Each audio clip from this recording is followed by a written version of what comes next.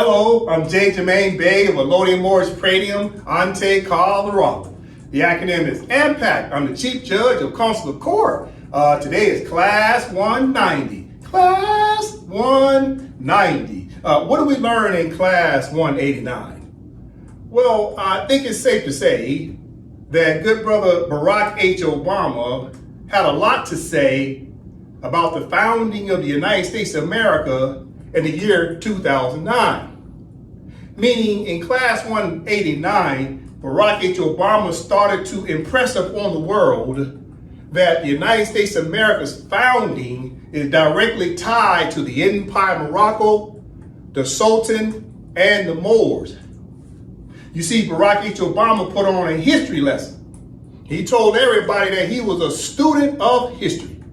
And he immediately went into talking about how the Moors, right? The Moors, because he was talking code, he says the Muslims, he's really talking the Moors, brought what? Education and enlightenment to Europe and the rest of planet Earth. And there would be no United States of America if it wasn't for the Moors, the Sultan, and the Empire of Morocco, with recognizing the United States of America as 13 colonies back in 1776. Keep in mind, there will be no American citizens if it wasn't for the Sultan, the Moors, and the Empire of Morocco back in 1776. There will be no nationality of American whatsoever, because it was the Sultan, Sidi Muhammad, who then went out to get France to come and provide protections along with the Sultan. So the Sultan was protecting the 13 colonies, as well as France was protecting the 13 colonies, because the Sultan commissioned France to come in to be the representative of the 13 colonies. And then France turned around and partnered up with Spain and Haiti.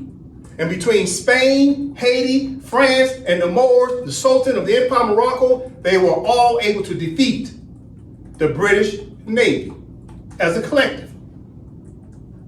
So I will say again for the record, there will be no American citizens if it wasn't for the Sultan, the Empire of Morocco, and the Moors recognizing the Americans and allow them to have refuge and asylum in this continent as Americans.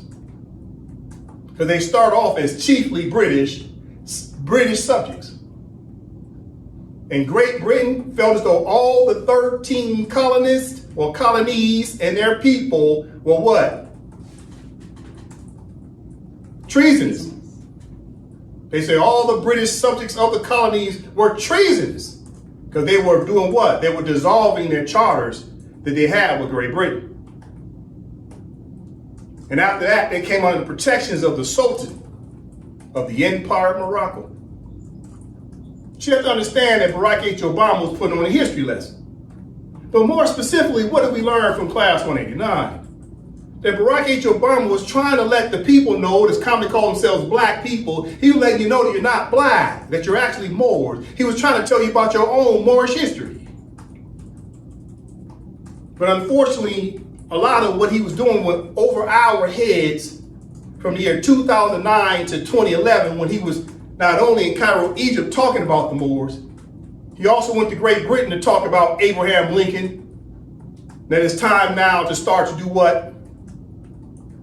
Fully stop slavery, stop apartheid, and stop naturalization.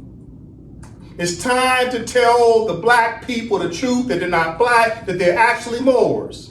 And Moors is a short title for Moroccan. It is time for all the European countries to tell their naturalized blackamoors that they're actually Moroccans.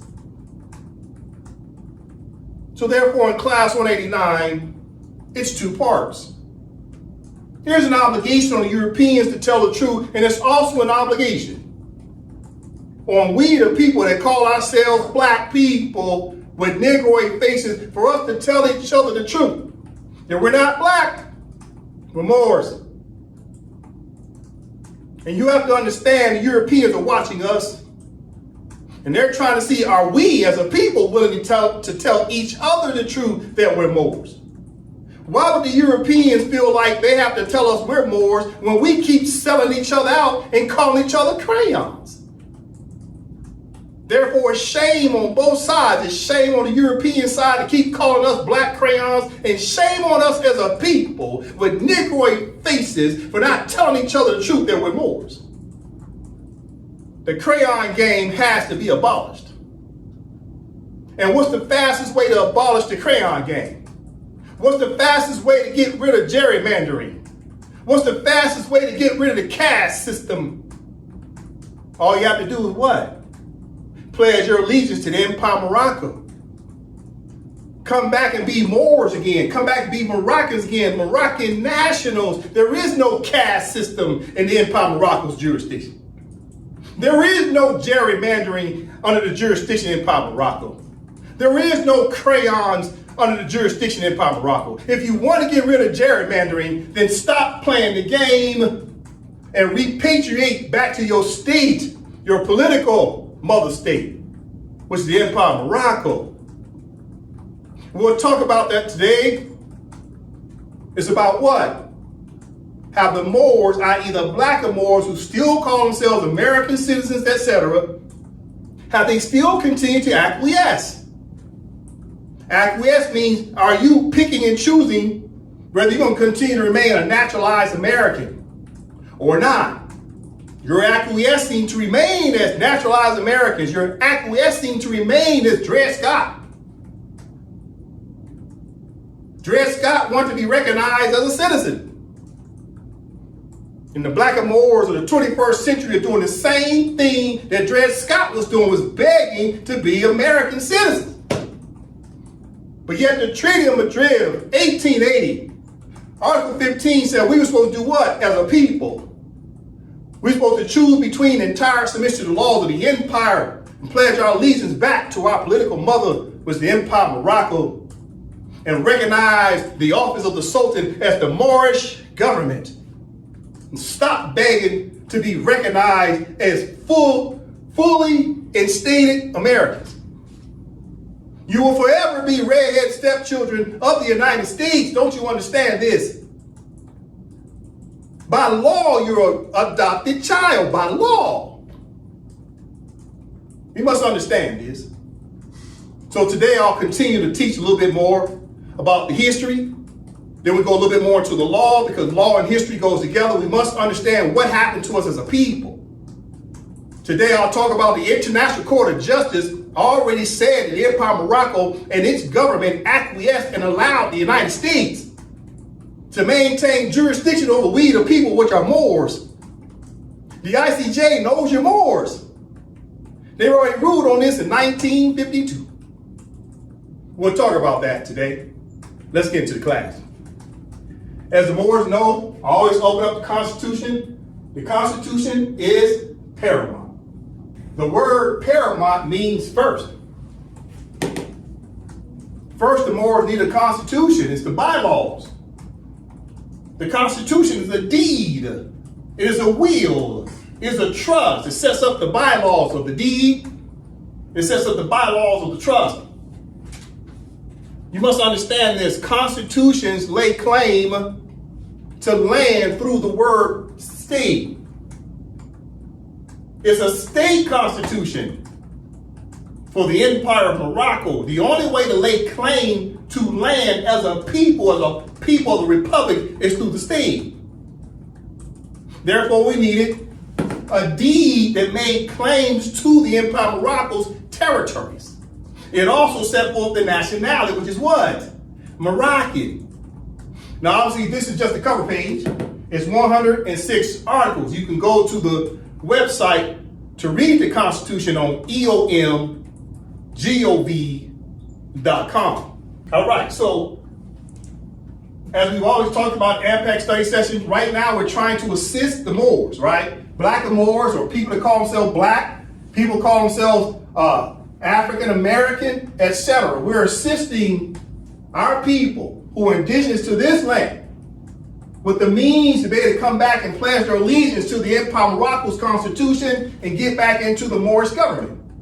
Now, obviously, we'll do that. We'll assist you through what's commonly known as the WRC Trusteeship Council. So through the WRC Trusteeship Council, we'll be able to assist you to help you to acclimate, right, to start to take the appropriate steps to then be able to pledge your allegiance to the Empire of Morocco. Okay, that's very important. We'll help you with those administrative reforms.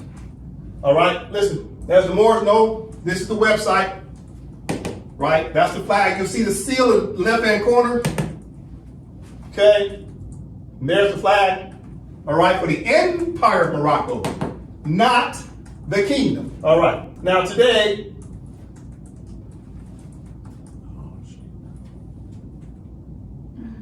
we're going to talk about the blackamoors. We're going to talk about the blackamoors. All right, so what do I have up here? All right, pay attention. I have the rapper T.I., I have Candace Owens, and I have the rapper Killer Mike. Okay, now, the top says naturalized blackamoors who are descendants of Moroccans. Everybody up here is a Moor, right? Now, I'm only using their images as a means to just try to use communication. That way you can start to put, faces to this conversation. But yet the reality is anyone who has yet to pledge their allegiance to the Empire of Morocco and its constitution is a blackamoor, i.e. an adopted American citizen. You're still an American citizen since 1868. You're a descendant of Moors who were naturalized, i.e. adopted since 1868, the 14th Amendment. And everybody up here is a descendant of naturalized Moors since the year 1868. All right, so this conversation today is not necessarily about T.I., Candace Owens, or Killer Mike, but it's at least good to put faces to the conversation, right? But we're all in this together, right? I'm gonna say something very important about T.I. today and Killer Mike and Candace Owens. They were sitting on a panel about 6 years ago in the year 2020 talking about the Moors. They had a very important discussion where they just hit the highlights of it, but there was no follow-up after that. We'll talk about that today. All right, what's the screen say? Let's do a quick recap, okay? Let's talk about the last 3 classes real quick. AMPAC Study Session classes 187, 188, and 189 was mainly about, 1, the 2013 and 2026 U.S. Supreme Court decision regarding the reason for undermining the voting rights of naturalized colored blackamoors. Number 2, the Naturalization Act regarding the crayon caste system, which was created by the free white persons in 1790, 1870, 1952, and 1965, etc. And number 3, Barack Obama and Rahm Emanuel tried to tell the Moors of the Empire of Morocco that you're not black. Let's take it from the top. AMPAC Study Session classes 187, 188, and 189 was mainly about the Supreme Court decisions of gutting the voting rights.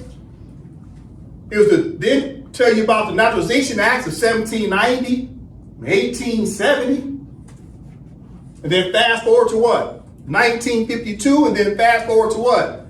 1965. All these Naturalization Acts started to change the statuses of who could be Americans and who couldn't. And last but not least, Barack Obama and Rahm Emanuel tried to tell you you're Moors. That's what the last 3 classes is about. So today we'll continue that same subject matter, but at some point we have to start transitioning in this particular class of class 190.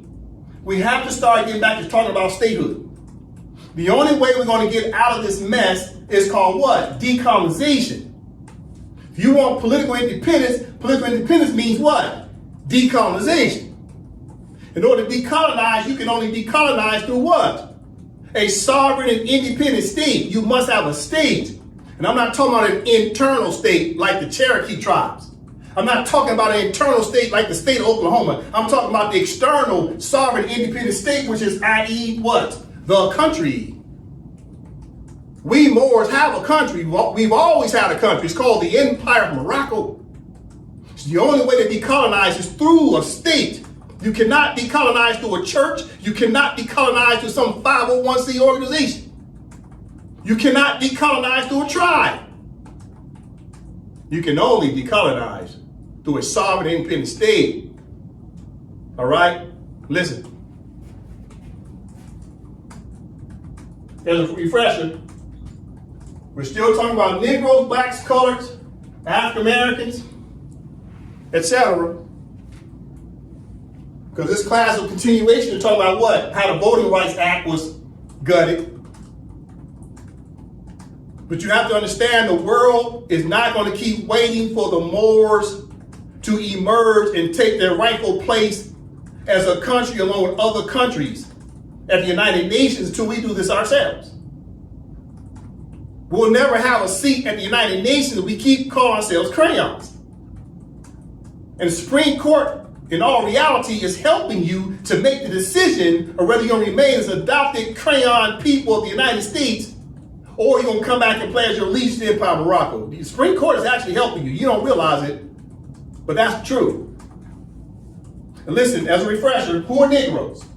Okay, you go to online etymology dictionary, you type in the word Negro. Who's Negroes? As a refresher, click.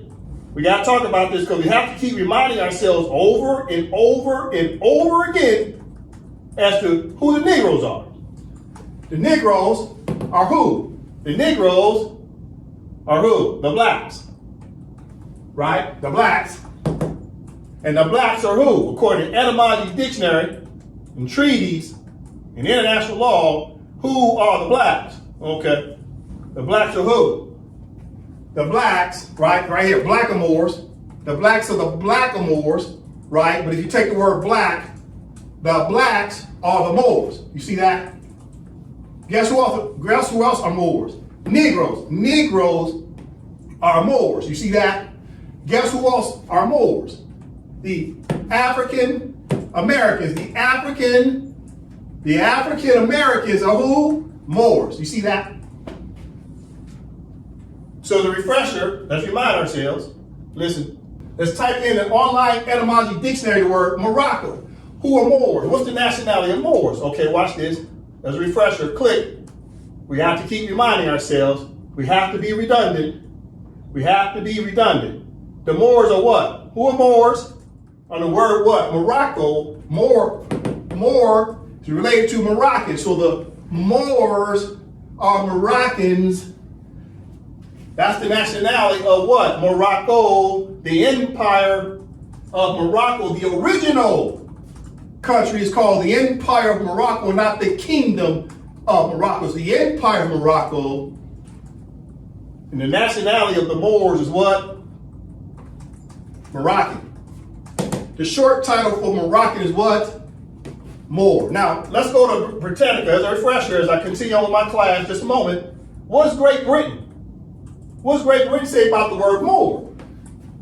Okay, Britannica, if you look at the word Moor, capital M, Moor, capital M, proper noun, what does it say? It says right here, Moor. In English usage, a Moroccan. You see that? Moor. Moor. In English usage, a Moroccan. So the Moors are Moroccan. That's your nationality. Okay? Listen, now, as I told you, we're getting ready to watch a video regarding who? T.I. about 6 years ago, the year 2020. Candace Owens, she was on the panel. Killer Mike was on the panel, right? Let's see what T.I. said about the Moors. Let's see what T.I. said about the word black. Listen, on this about 3 minutes. We got a mic right here. And we've got folks coming to ask questions, and we got a long line. So if you can ask your question as quickly as possible so we can get as many in. The CEO of the Total Real Estate Fund. Honorable Malcolm X said we suffer from political oppression, economic exploitation, and social degradation. I believe for us to end our political oppression, we need political unity. This is a healthy debate, but I think we're approaching it too micro and not enough macro. I believe if we're going to unify, we got to unify first around nationality. So my question is, Tip knows this. We spoke about it here right outside my office. Tamika knows this. Spoke about this for years. Puff, we want to bring this to you. We need a black vote day. Not a vote day about Democrat or Republican. We need to vote about who we are as a people. Are we Africans in America? Are we Pan-Africans? Are we Moors? Are we Nation of Islam? Who is our nationality? What is our flag? What is our constitution? What are our bylaws? What are our values? And so what I'm saying to the panel and us as leaders, can we be that intentional, Mike, about burning down both the master's houses, focusing on our own house, galvanizing all of our leaders in one place at one time to vote on our nationality, our flag, our values, and have a black vote day in real life? Can we do that? I think it would be helpful. Because I think there's a lot of conversation right now around reparations and so on and so forth. But as I have been enlightened by Brother Jay Morrison, we can't get reparations because we haven't been officially classified as a nationality. African American is not a nationality. Black is not a nationality. So you can't give reparations to people who don't have an official nationality, a flag, a constitution, and you have a seat at the UN. You know what I'm saying? And also, so when people ask me about reparations, I'm like, well, that's kind of putting the cart before the horse. So I understand the importance of that, but I also think that it has to be detailed instructions, line items, step by step of how to achieve this goal, so you will know exactly what you're asking people to do. Thank you, brother. Look, we got a long time, but let me get as many questions as I can. All right. What did we learn? Well, it appears as though the panel 6 years ago, around the year 2020, started talking about what? The fact that the people with Negroid faces that they refer to as black people, they're starting to have the fundamental understanding of questioning the word called nationality. They're starting to talk about the word more. And these questions are coming up. They talked about a constitution, bylaws, a flag, a seat at the United Nations. Listen, let's address some of the things that the moderator, right, the MC, was presenting to the panel. Brother Dre, from the top.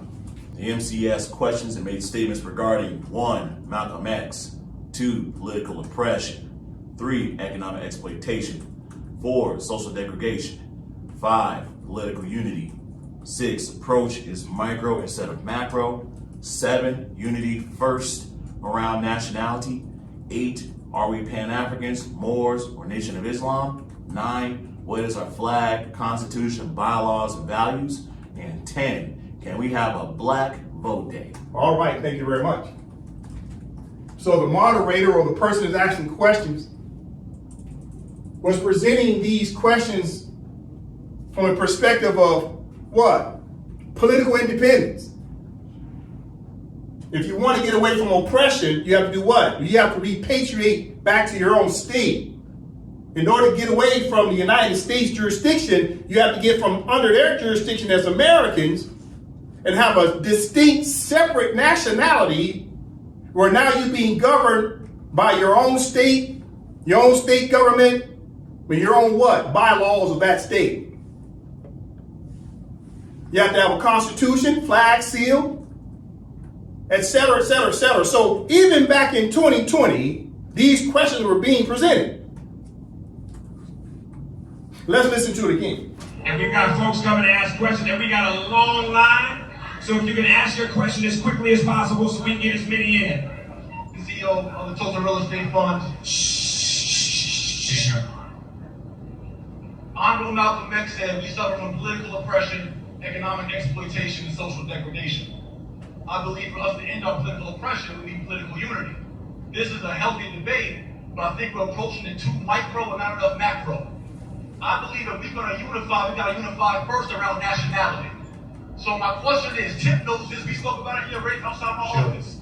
Tamika knows this. Spoke about this for years. Puff, we want to bring this to you. We need a black vote day. Not a vote day about Democrat or Republican. We need to vote about who we are as a people. Are we Africans in America? Are we Pan-Africans? Are we Moors? Are we Nation of Islam? Who is our nationality? What is our flag? What is our constitution? What are our bylaws? What are our values? And so what I'm saying to the panel and us as leaders, can we be that intentional, about burning down both the master's houses, focusing on our own house, galvanizing all of our leaders in one place at one time to vote on our nationality, our flag, our values, and have a black vote day in real life? Can we do that? I think it would be helpful. I Because I think there's a lot of conversation right now around reparations and so on and so forth. But as I have been enlightened by Brother Jay Morrison, we can't get reparations because we haven't been officially classified as a nationality. African American is not a nationality. Black is not a nationality.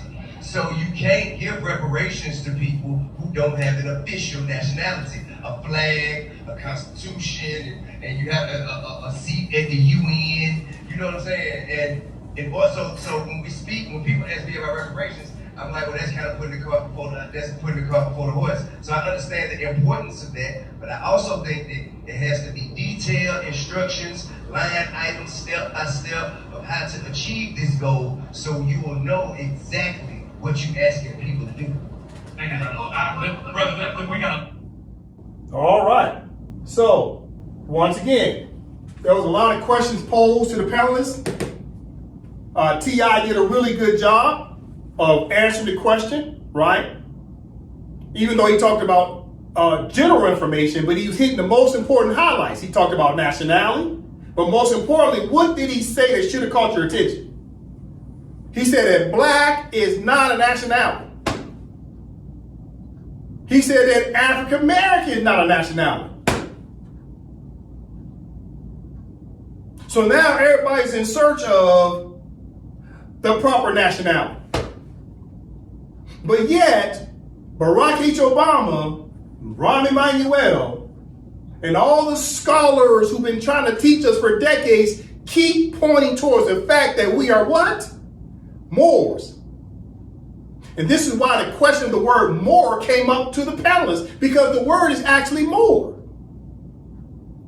We're not Pan-African. Pan-African is not a nationality. Show me a country called Pan-Africa. It don't exist nowhere on planet Earth. Therefore, a nationality comes from the name of your country. If there's no country, then there's no nationality. You get your nationality from the country. There's no country called Pan-Africa. There's no country called Nation of Islam. On planet Earth, never has been a country called Nation of Islam. Therefore, there's no nationality for Nation of Islam. Somebody asks you your nationality, hey man, what's your nationality? You're going to say, Nation of Islam. Really? It's not a nationality.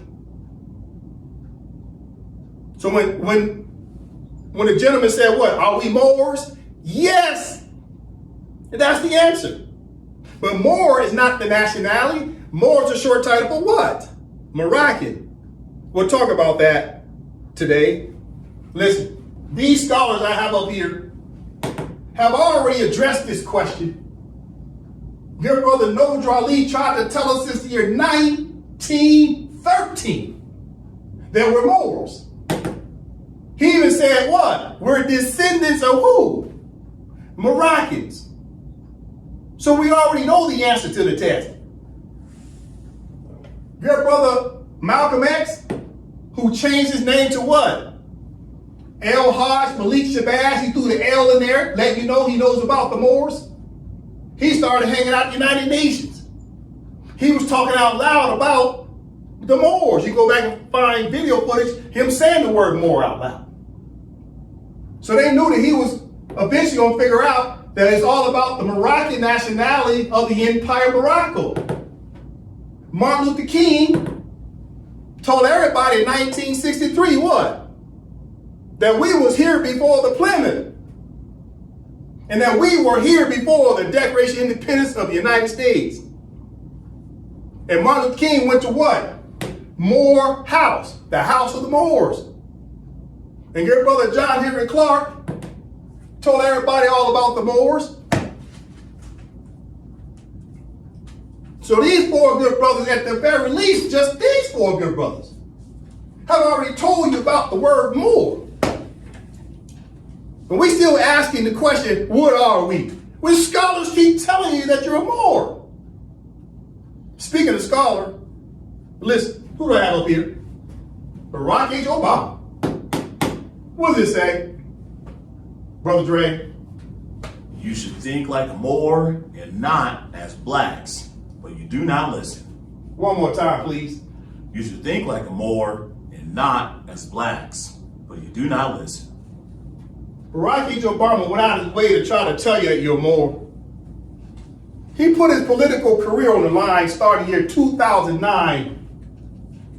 He followed up and did more actions in 2010 and more actions in 2011 to try to tell you that you're more. But yet we sit on panels talking about, are we Moors? Barack H. Obama tried to tell you. He's a scholar. He says, I'm a student of history.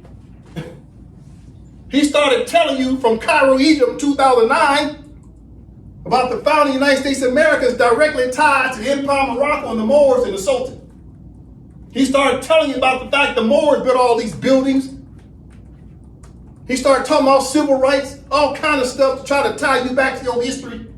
The problem is we don't listen. We hear people talk, but we don't listen. What does listen really mean? It means you now have what?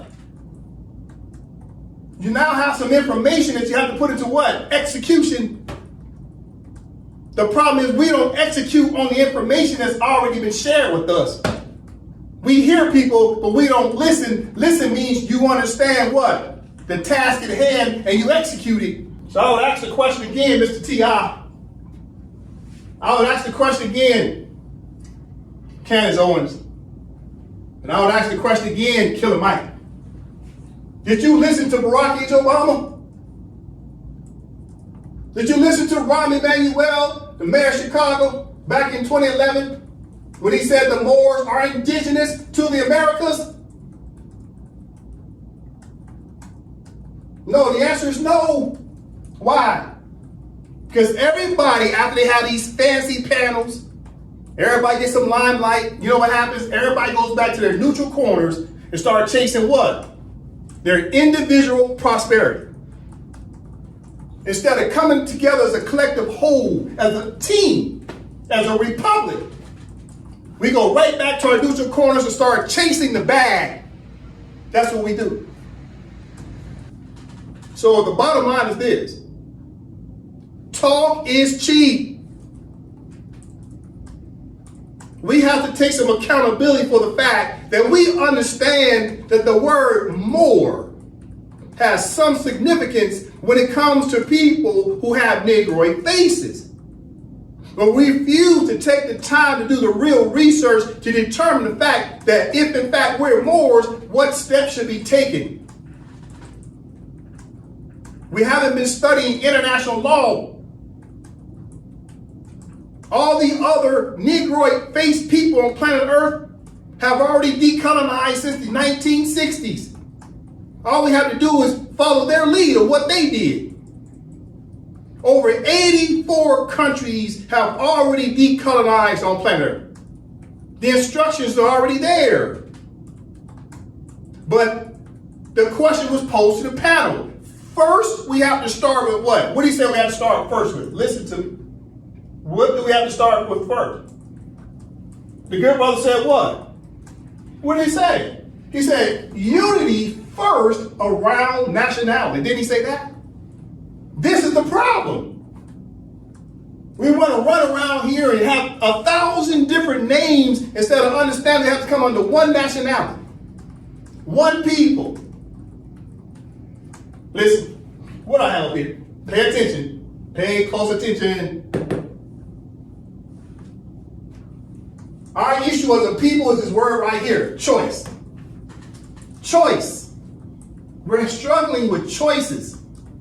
Okay? Watch how it reads. This is the matrix. This is the oracle. Listen. No one can see beyond a choice they don't understand. That's the oracle in the matrix. There she is. and she was talking to Neo. Let's read it again. This is the issue with our people. No one can see beyond a choice. They don't understand. This is what she said. What does she mean? First of all, what she saying is, people don't even know what their choices are. You know, a lot of black people didn't even know they were Moors. So if you don't know the choice exists, then how can you even choose that choice if that choice was not even made readily available to you? Second of all, if you know about the word Moor, now you say, okay, I know about the word Moor, but no one can see beyond a choice they don't understand. So black people who know about the word Moor, they're not choosing to be Moors because what? They don't understand what it is to be a Moor. What is the obligations? What's the nationality? What does that entail? Pay attention to this picture over here. This is a very important picture. Please focus in on that picture. You remember in the movie Matrix, Neo stopped the bullets? But before he stopped the bullets, keep in mind the bullets are made of what? Silver or like tin or whatever. You remember in the movie before he met with the Oracle, there was some children playing with blocks and they were floating stuff, and there was a little boy in the room and he had a spoon in his hand. He said, you can bend the spoon. The spoon was bending, right? And he told Neo said, how do you do this? Well, the boy said what? Well, you can't bend the spoon. That's impossible. He said, better yet, just understand there is no spoon. Listen to me. The little boy said, you can't bend the spoon. That's impossible. He said the answer was what? There is no spoon. And that went over everybody's head. And then Neo turned around and did what? He looked at the spoon and the spoon just bent, right? Neo did like this. He leaned and the spoon leaned too. No one caught exactly what was happening. Until you get this part of the movie, where the bullets are flying at him. And what happened? He put his hand up and said, what? No. And the bullets froze. And then Neo turned around and grabbed one of the bullets. He just grabbed it, looked at it, just dropped it, and all the rest of the bullets dropped. What does that symbolize when it comes to we as a people? The young man gave him the answer to the test because the young kid represented what? A scholar who understood what? You can change your condition. You can change your condition by just simply saying no. But how do you say no? Listen to me. How is it that Neo was able to stop the bullets and make them drop? It's because he changed the code. He was inside the matrix. What's the matrix? The matrix of law. He rewrote the code in his head. He tapped in and said no. And when he said no, he changed the code of the bullets. The bullets couldn't fly anymore. Why? Because Neo in his mind changed the code and reworded and said no bullet shall stop because there is no bullets. So he changed the code and said there is no bullets. And they failed because he did what? He went from belief into fruition, right? Fruition, the highest level of understanding. He changed the code. Remember now, Neo was what? A hacker. He already understood code. So the little boy was planted at the right time to get Neo the answer to say, if any bullets come your way, them bullets is like the spoon. There is no spoon. It's only you thinking it's a spoon. And you can bend spoons and you can stop spoons. So he stopped the bullets because the bullets is silver like the spoon. He could rewrite code. Okay, what am I trying to say? Listen, I'm making a point. Listen to my point very closely. Didn't the Supreme Court in 2013 and 2026,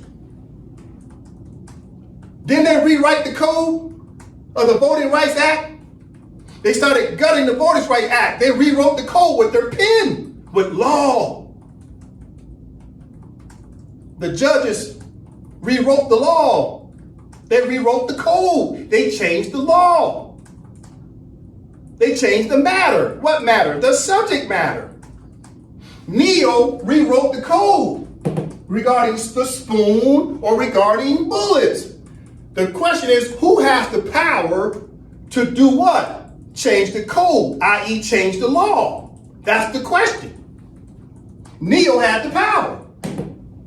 Someone told him the answer, and it went right over his head until he got shot at, and then all of a sudden he remembered there is no bullets because there is no spoon. I get to rewrite the code. Listen to me. So when you pledge allegiance to the Empire of Morocco, guess what you're doing? You're rewriting the code with a pen. You become Neo. You want gerrymandering to stop? Change the code. What's the code? Stop being American citizens and come back to the Empire of Morocco and pledge your allegiance. You tired of the crayon game, the black and white game? Stop being American citizens. You're already adopted. You were adopted since 1868. Come back home to your original mother, which is the Empire of Morocco, and change the code with a pen and say, enough of the gerrymandering, enough of racism, enough of the caste system, enough of the Democratic Party, enough of the Republican Party. Say no. Change the code yourself. Like Neo. Change the law. The law says renounce your citizenship in the United States and pledge your allegiance to the Empire of Morocco. That's the answer to the test. I cannot express this enough, that the power is in you, in you, in you. You are the one that can only make that decision for yourself. You are Neo. The Supreme Court used their powers and their pen to say no to black people. Now you must use your pen to say no to white people and tell them they can keep their American citizenship and come back home to your original mother and be Moroccans again. You have just as much power as the Supreme Court. Matter of fact, you have more power than the Supreme Court. Because Supreme Court won't have jurisdiction over you. The United States won't have jurisdiction over you. The several union states won't have jurisdiction over you anymore when you come home to be a Moor. Change the code. That's the answer to the test. Listen. But what's the problem? No one can see beyond a choice they don't understand. This is what the Oracle understood, that people don't make choices, they don't understand the choice. People need to understand what's commonly known as the pros and cons of their choices, especially when it's a new choice. But the Supreme Court is now putting pressure on the blackamoors and telling the blackamoors, you're running out of choices. One of the choices you won't have is keep running around here talking about your black rights. That's coming to an end. Supreme Court's making that decision for you. They're not waiting for you to choose. Listen, let's talk about choices. This is redundant information, but I have to keep going over it because clearly we have failed as a people, because this treaty right here talks about protections, the right of protections in Morocco. What Morocco? The Empire of Morocco of the year what? 1880. There was no Kingdom of Morocco in 1880. It's always been the Empire of Morocco since 1880. This treaty right here is about protections. What type of protection? Putting the Moors under a naturalized status, where the United States of America was given permission by the Sultan to naturalize the Moors. You must understand it's about protections of the Moors, to give you American citizenship since 1868 and more formally by treaty right since 1880. Now, if you no longer want to come under the protections of the United States of America, then you need to come under the protections of the Empire of Morocco as a Moor, i.e. a Moroccan. Now let's go down to Article 15. This is redundant, but I got to keep going over it because this has been out since 1880. It's been 146 years. 146 years. And we have failed to follow the instructions of a treaty. We as people with Negroid faces have failed to follow the instructions of the treaty. Okay, rapper T.I.P. You said you wanted some instructions, right? Some line by line stuff. Here you go, T.I.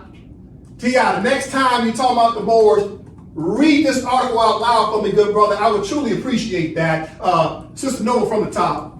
Right of Protections in Morocco, July 3rd of 1880, Article 15. Any subject of Morocco who has been naturalized in a foreign country and who shall return to Morocco shall, after having remained for a length of time equal to that which shall have been regularly necessary for him to obtain such naturalization, choose between entire submission to the laws of the empire and the obligation to quit Morocco, unless it shall be proved that his naturalization in a foreign country was obtained with the consent of the government of Morocco. All right, thank you very much. So you see right here in the center how the word choose highlighted, right? Choose. Spot choices. The oracle said it's difficult for people to see beyond a choice they don't understand. The Moors are supposed to choose, but they haven't been choosing. The number one reason why they haven't been choosing because they didn't even know that they were Moors. But now that the word Moor is becoming more mainstream, I should say, mainstream, the word Moor now says, okay, now you have to choose. Now as you know about the word Moor, you have to choose, but obviously you need more education, more erudition to understand. But that does not negate the fact that the law says you have to choose. So this word choose goes back to what? The oracle. Listen. The oracle says what? No one can see beyond a choice they don't understand, but yet the choice means you have to choose. Neo finally chose. He understood the instructions, and he made a choice. Going back to Barack H. Obama, you should think like a Moor and not as blacks, but you do not. And listen. Okay, let's listen to Barack H. Obama. He tried to tell us to do what? He said, go read the Rights of Indigenous People. That's what I have up here.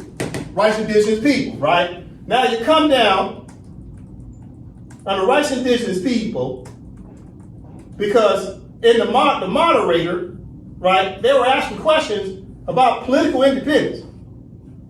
Let's read the first 7 articles of the Rights of Indigenous People. This is what Barack H. Obama signed for you. This is what Rahm Emanuel, Mayor of Chicago, tried to get you to read along with the Charter of the United Nations. Okay, Brother Dre from the top.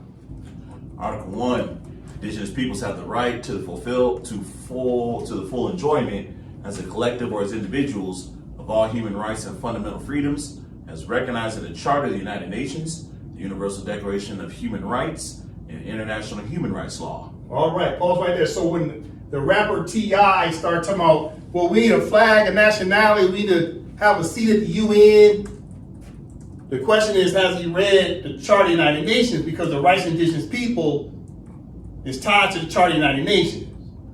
Then you go down to what? Chapter 11 and read Articles 73 and 74, which is about the declaration of non-self-governing territories. So what the rapper T.I. and the rapper Killer Mike and Candace Owens has to understand, and the like, right? Anyone with a Negroid face who's interested in political independence, you have to read the Charter of the United Nations, chapter 11, right? Which is now an attachment to the rights of indigenous people. Let's move on to Article 2. Article 2, Indigenous peoples and individuals are free and equal to all other peoples and individuals and have the right to be free from any kind of discrimination in the exercise of their rights, in particular, that based on their indigenous origin or identity. So it's based upon your indigenous origin or identity, right? The question was posed to the panel, what's our nationality? Okay, you have to have an indigenous origin or identity. What's the identity? What's your nationality? Your nationality is Moroccan. Because the word Moor is a short title for Moroccan. We already know what our national identity is.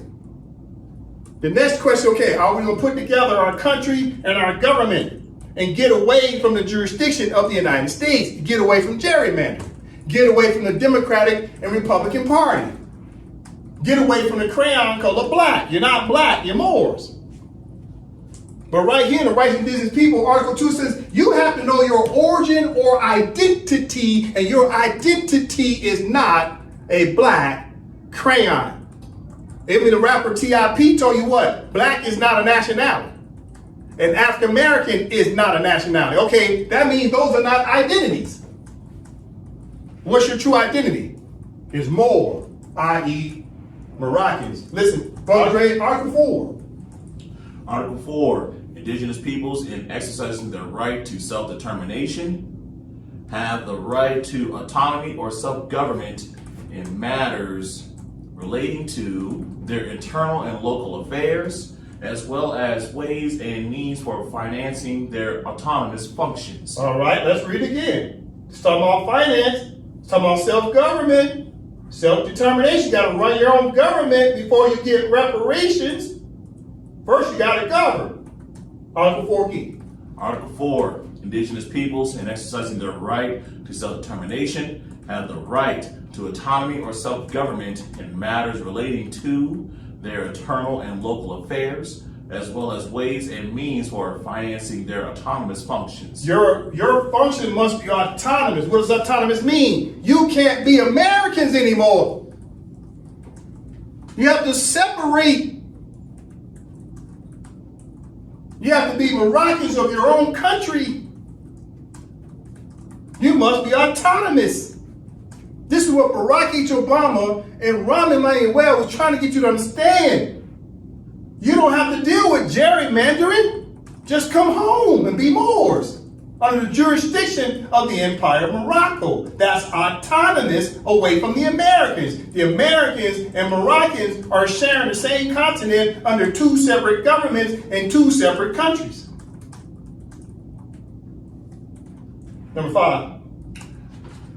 Article 5, indigenous peoples have the right to maintain and strengthen their distinct political, legal, economic, social, and cultural institutions while retaining their right to participate fully, if they so choose, in the political, economic, social, and cultural life of the state. So it's all about the state. You got to have state rights, not tribal rights, not church rights, not your 501c organizations. It's all about what? The cultural life of the state, capital S, proper noun. The state, we need to get back into statehood. We got to be Moroccans versus Americans. Let's read it from the top. Listen, there's that word choice, right? The oracle talked about choices. Okay, Article 5. Article 5, indigenous peoples have the right to maintain and strengthen their distinct political, legal, economic, social, and cultural institutions while retaining their right to participate fully, if they so choose, in the political, economic, social, and cultural life of the state. So what's the problem? We have not taken the time to choose. All we do is talk, but we never choose. What do I mean choose? When do we ever declare our independence as a people? As Moroccans. When did we write a state constitution for the Empire of Morocco? When did we do it? We didn't do it for decades. The Constitution of the Empire of Morocco, listen, there it is, Constitution for the Empire of Morocco. It was drafted and signed and put into full force and effect in the year 2024. On June 3rd, 2024 is when it was signed by the Sultan, the office of the Sultan. So all these years, since the year 1880, when Moors were supposed to pledge allegiance back to the Empire of Morocco, talking about nearly 144 years. 144 years, Moors are finally starting to pledge their allegiance back to the Empire of Morocco. But we needed a constitution. 144 years since 1880. And we had to choose. See that word choose? Article 5, rights of indigenous people. Let's go back now. Let's go back to the oracle. Listen. What did the oracle say? No one can see beyond a choice they don't understand. But Article 5 says what of the rights of indigenous people? You have to choose. You have to choose. You can't keep sitting around waiting for the Europeans to choose for you, because that's what they've done through the Supreme Court of the United States. They're voting, they're gutting the voting rights. They're choosing. They're making choices for you. While you sitting around doing what? Procrastinating. We'll talk about procrastination today. Okay, last but not least, Brother Dre, number 6. Article 6, every indigenous individual has the right to a nationality. One more time. Article 6, every indigenous individual has the right to a nationality. So the good brother, right, let's go back. So the good brother asked the panelists of T.I., Candace Owens, Killer Mike, the brother asked the question. He said, hey man, we gotta get started, right? And the good brother posed some questions, and one of the most important things he said first out of his mouth was, we need unity. But first, we need unity around nationality. What's going to be our nationality? You see that? So going back to the rights of indigenous people that Barack H. Obama and Rahm Emanuel want you to read, right here, Article 6 says, every indigenous individual has the right to a nationality. So there's that nationality word. But guess what nationality is tied to? It's tied to what? Nationality is tied to what? The state. What's the name of your state? And have you chosen to pledge allegiance to the state, because the state gives you your nationality? Every country on planet Earth, every country, the state gives you your nationality. The state gives you your nationality. There's no other way to get around this. Only a state can give you your nationality, being redundant for a reason. And even the rapper T.I. said, black is not a nationality. African American is not a nationality. Pan-African is not a nationality. Nation Islam is not a nationality. Moorish American is not a nationality. Indian is not a nationality in the continent of America. India is way over there in the east. This nationality of India. So what's our nationality? It is Moroccan. Scholars have been trying to tell us for decades. Listen, you only have 4 choices. Let's go over this real quick. You can remain being a naturalized American under the flag of the United States, or you can go and be a Cherokee national of the Cherokee tribe and other tribes out there, Navajo, whatever you want to choose. Or you can pledge your allegiance to the King Morocco over in Africa, the continent of Africa. Or you can pledge your allegiance under this flag of the Empire of Morocco, right? Because the Empire of Morocco is expansive. It crosses over continents, peninsulas, and islands. We're already standing on the Empire of Morocco. You don't have to move nowhere for the empire. This is the empire flag versus the kingdom flag.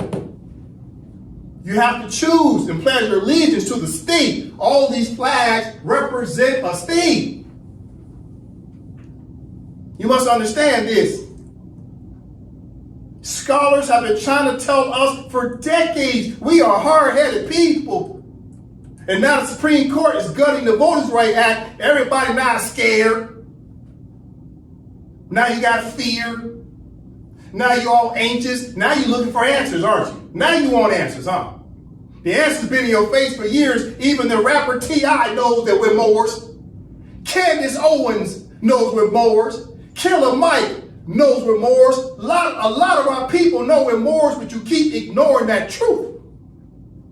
Now the Supreme Court is putting their foot in your behind and telling you that black thing's coming to an end. And now that you can't be black no more, now you're looking for some what? Alternative choices.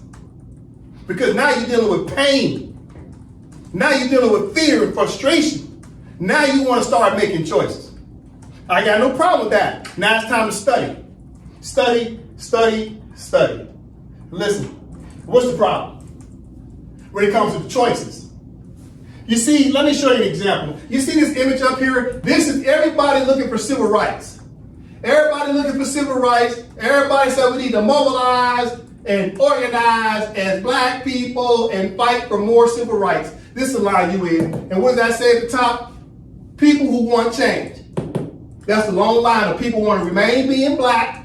You want to remain being African American. You want to remain being Negro.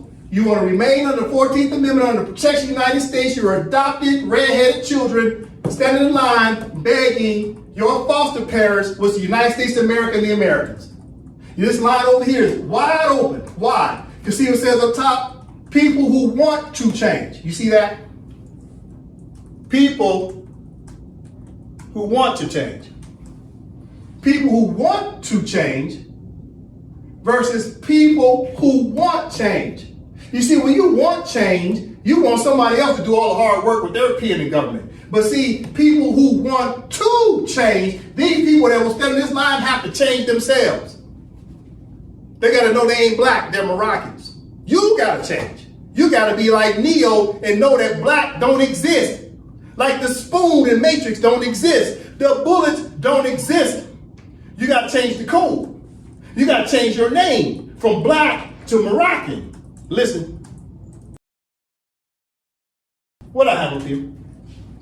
Okay, pay attention. I'm going through this information relatively quickly. I've gone over this before. It's very important for me to talk about. Now the Supreme Court is making their moves. The capitalist regime is making their moves. The white supremacists is making their moves. The Republican Party is making their moves. You must understand what's happening and what's commonly known as what? Candyland. The United States is Candyland.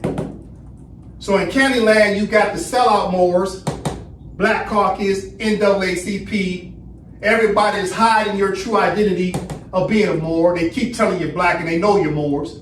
And you got who? Calvin Candy, which is a slave master and a capitalist. Right? So Calvin Candy in the movie, he was not only a slave master, he was also a capitalist. Okay? Versus who? Versus who? The dentist who was German. The German, then you got the American. German, you got the American. So the German was helping the Moor. The Moor was Django. Right? Because the German was enforcing what? Law. Keep in mind, the German was what? A bounty hunter. So he was enforcing law. Right? Listen to me. You got to pay attention to what I'm about to say. Listen. You have to see that you have Moors working with Europeans from what? Positive law. And you got Moors working with Europeans in negative law. Either way, you got good Europeans and you got bad Europeans. You got good Moors, you got bad Moors. And that's what's happening. It's a versus going on right now. It's a versus. Now, we as Moors have to start working with the Europeans who actually support Moors. And Moors, they support Europeans who support Moors. Because these two fools over here, Stephen Candy and Calvin Candy of Candyland, they can't stand good Moors and they can't stand good Europeans. That's what's happening right now. There's a civil war going on between European men. The good European men and the evil European men are all having a civil war right now. That's what's happening. Pay attention. You cannot remain in Candyland. You cannot remain on Candyland plantation trying to tell Candyland how to run their plantation. You can't do it. You can't tell them, oh, I want civil rights on the plantation. No, go get your own damn plantation. That's what this represents. Django now changed his status. He changed the code. Listen to me. Django became Neo. Watch. Watch. Do you see this up here? This is called the maturation of a nation. I'll say it again. This is the maturation of a nation. Watch. These are 4 different images of Django. In the beginning of the movie, Django had on no shirt. He was shirtless. He was shirtless, meaning he was stateless. He was shirtless, he was stateless. Now look at these 3 other images. 1, 2, 3. Do you see something different? You got to see what's happening here. This is symbolic. This is signs and symbols.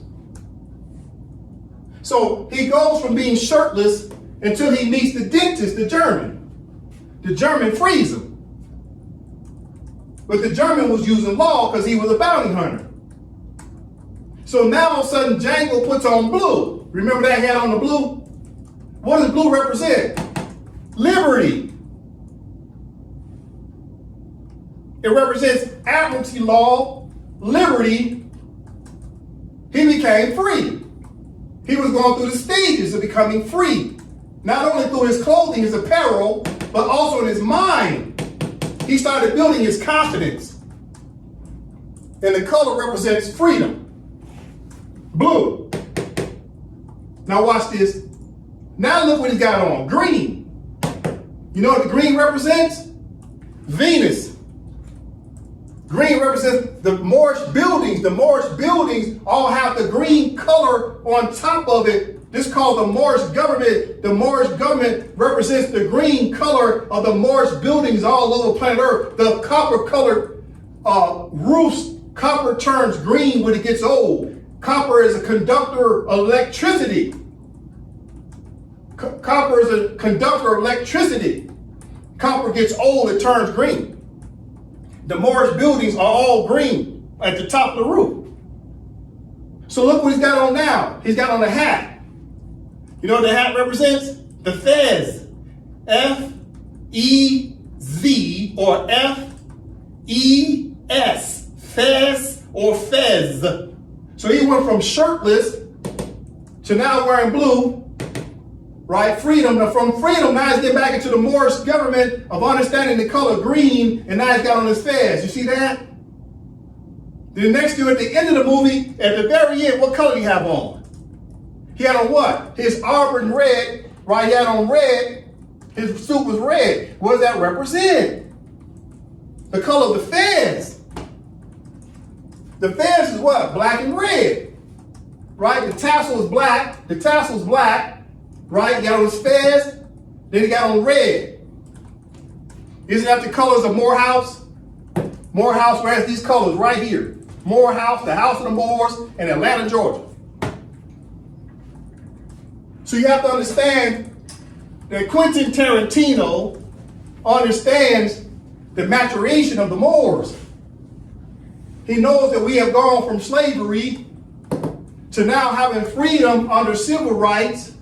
But he knows that the Moors got to get back into the Moorish government of the Empire Morocco and start rocking the fez again with the red and black. That's called full fruition. Django went from what? A slave to belief. Belief. Then he slowly but surely started getting to fruition of truth. You see that? You got to understand what's happening here in this movie. You don't think Quentin Tarantino don't know about the Moors? Of course he does. That apparel is intentional. Now, I'm remind you something. In the beginning of the movie, wasn't Calvin Candy wearing red? He was wearing red. You know what that means? Quentin Tarantino wants you to know that the Masons and the Shriners who wear our red fez are trying to run the Empire of Morocco. So the first time that Django meets with With Calvin Candy, he's wearing blue. Then he started wearing green, right? Then he started wearing red in the end. That meant he did what? He surpassed Calvin Candy to become the true Moor. Whereas the Masons and the Shriners are pretending to be Moors. He came full circle in the movie. You got to understand these are signs and symbols. You don't think Quentin Tarantino knows about this? Now remind you something. Watch this. Listen. Wasn't the dentist a German? Yes or no? The answer is what? Yes. He's got on green right here. Django represents the Moors. That's Venus. That's the green of our star, right? Listen. Watch this. Bang. You see the star? See what Django had on? Django had on green. Then he had on red. You see that? Empire Morocco. Here's Key Morocco. Green and red. You see that? Let's go back to Django. You see it? Green and red. You see it? But it started off with blue to show liberty because he did what? That's civil rights. That's integration.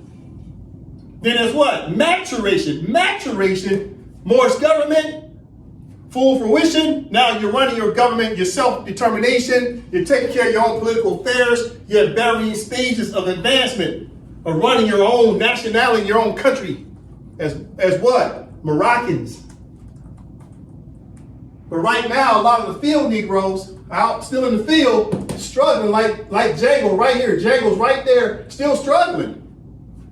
While you got the Black Caucus leaders, NAACP, HBCU presidents, and everybody else who's enjoying the 501c3 kickback bribery to stay quiet about the Moorish government and the fez, but yet everybody wear fezzes in secret. All secret societies wear fezzes in secret to talk about the Moors, but they don't want to tell who? The field Negroes. See?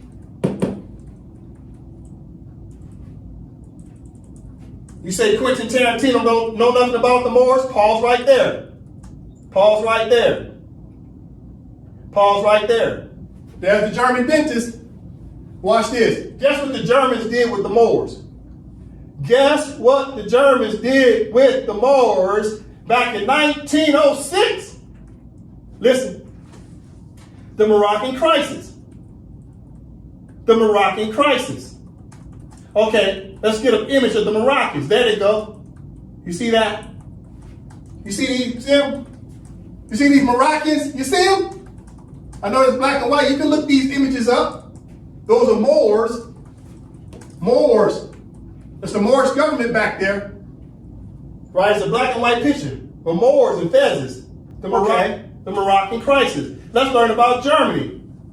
Let's see what Quentin Tarantino was trying to tell black people. Okay, Noah from the top. The first Moroccan crisis, or the Tangier crisis, was an international crisis between March 31st of 1905 and April 7th of 1906 over the status of Morocco. Germany wanted to challenge France's growing control over Morocco, aggravating France and Great Britain. The crisis was resolved by the Algeciras Conference of 1906, a conference of mostly European countries that affirmed French control. This worsened German relations with both France and Britain and helped enhance the new Anglo-French entente. So Germany, right? Germany was helping the Sultan, the Empire of Morocco, and the Moors. They were helping them, right? So in April 7th, 1906, you see that date? Mm-hmm. You see that date? April 7th, 1906 in Germany. Germany was forcing the other Europeans to respect the Sultan's sovereignty, respect the Moors, and respect the Empire of Morocco. Listen, we'll finish the reading in just a second. Listen, because of Germany's pressure, it created what? It's called what? The Act Algeciras of April 7th, 1906. And what was the Act Algeciras all about? Watch this. I'm going to type in the word Moorish government. Watch. Type in the word Moorish government. It's all about the Moors. It was all about the Moorish government. You see that? This right here is Article 18 in the treaty. Article 18 was about what? the Moorish government. You see that? The Moorish government, Germany forced this treaty to be written and signed. Germany, Moorish government. See that? Germany was representing and making sure the Moorish government had rights. I'm going to go down again. Article 27 was about what? The Moorish government. You see that? And what? The empire. The Moorish government and the empire. Okay, that's Article 27. Let's jump down to another article. This is what Germany was forcing the Europeans to recognize about what? The Moorish government. Which article is this? Article 33. So about what? The Moorish government. You see the trend? So Germany was supporting the Sultan, the Moorish government, and the Empire of Morocco by forcing the 12 signatory powers with the Europeans collectively to sign the treaty. Let's go back. Let's take it from the top. No. The first Moroccan crisis, or the Tangier crisis, was an international crisis between March 31st, 1905 and April 7th of 1906 over the status of Morocco. Germany wanted to challenge France's growing control over Morocco, aggravating France and Great Britain. The crisis was resolved by the Algiers Conference of 1906, and a conference of mostly European countries that affirmed French control. This worsened German relations with both France and Britain and helped enhance the new Anglo-French entente. Kaiser's visit. On the 31st of March of 1905, Kaiser Wilhelm II of Germany arrived at Tangier, Morocco, and conferred with representatives of Sultan Abdulaziz of Morocco. The Kaiser toured the city on the back of a white horse. In a speech given at the German legation, the Kaiser declared he had come to support the sovereignty of the Sultan, a statement which amounted to a provocative challenge to France's influence in Morocco. The Sultan subsequently rejected a set of French proposed governmental reforms and issued invitations to major world powers to a conference which would advise him on necessary reforms. All right. So guess what? In the movie Django, didn't Django ride up on a horse with the German dentist when they went to Candyland? Listen, on March 31st, 1905, Kaiser Wilhelm II of Germany arrived in Tangier, Morocco, the Empire of Morocco, and conferred with representative Sultan Abdulaziz of Morocco. The Kaiser toured the city on the back of a white horse. You see that? So in the movie Django, Django rides up on a horse. The dentist rides up with his horse. You don't think Quentin Tarantino understands the Moorish history of how Germany rolled up? You see what's happening? It continues to say, the Kaiser declared that he had come to support the sovereignty of the Sultan. I'll read it again. The Kaiser declared he had come to support the sovereignty of the Sultan. This is 1905, 1906. So Germany was supporting the Sultan. Germany was supporting the Moors. Germany was supporting the Empire of Morocco. So when you watch the movie Django, you got to understand what's happening. Listen, the Kaiser declared he had come to support the sovereignty of the Sultan. A statement which amounted to a provocative challenge to French influence in Morocco. The Sultan subsequently rejected a set of French proposed governmental reforms and issued invitations to major world powers to a conference which would advise him on necessary reform. So the Sultan summoned all the Europeans to come to sign the Treaty of the Act Algiers of 1906, in which the Treaty of the Act Algiers talks about the Moorish government is the authority. Germany was supporting that. Listen, over from the top. French response. Germany sought a multilateral conference where the French could be called to account before other European powers. The French Foreign Minister, Théophile de Classy, took a defiant line, holding that there was no need for such a conference. In response, Count Bernhard von Bülow, the German Chancellor, threatened war over the issue. Although this was a bluff, Kaiser Wilhelm did not want war, stating in Bremen just before he set off, "My study of history has encouraged me to strive for world domination.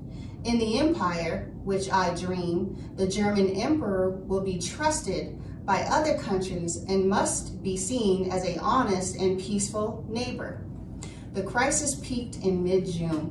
The French canceled all military leave on the 15th of June, and Germany threatened to sign a defensive alliance with the Sultan on the 22nd of June. French Prime Minister Maurice Boisvert refused to risk war with Germany over the issue. De Classy resigned as the French government would no longer support his policy. On the 1st of July, France agreed to attend the conference. Listen, the French response to Germany. Germany sought a multilateral conference where the French could be called to account before other European powers, the 12 European powers. The French Foreign Minister, Théophile de Classy, took a defiant line, holding there was no need for such a conference, so France didn't want to come. In response, Count Bernhard von Bülow, the German Chancellor, threatened war over the issue. You see that? Germany said, France, if y'all don't come to this conference, there's going to be a war. Germany's like, we're supporting the Sultan, we're supporting the Moorish government, we're supporting the Empire of Morocco. And if you don't show up, there will be war.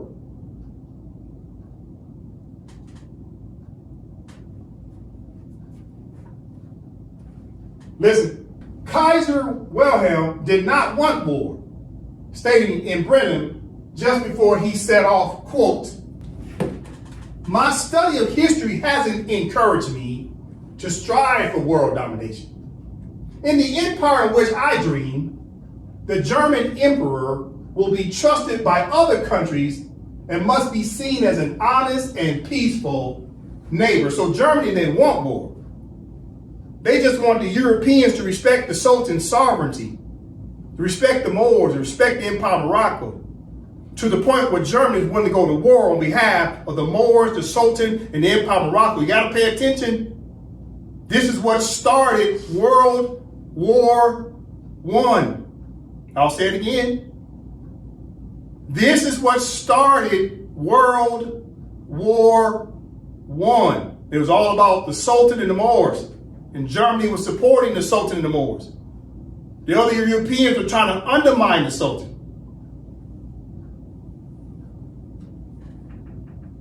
Listen, the crisis peaked in mid-June.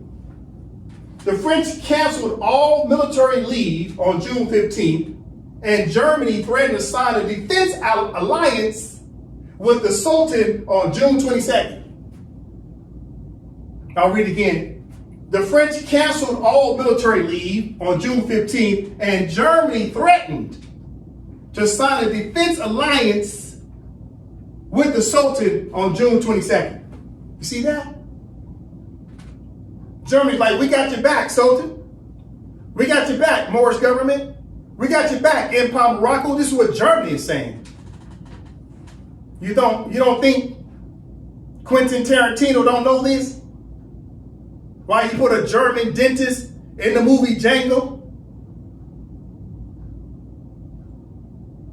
Listen, French Prime Minister Maurice Rover refused to risk war with Germany over the issue. The issue what? The Sultan, the Moors, and the Empire of Morocco. De Classy resigned as the French government would no longer support his policies. On 1 July, France agreed to attend the conference. So France finally came to what?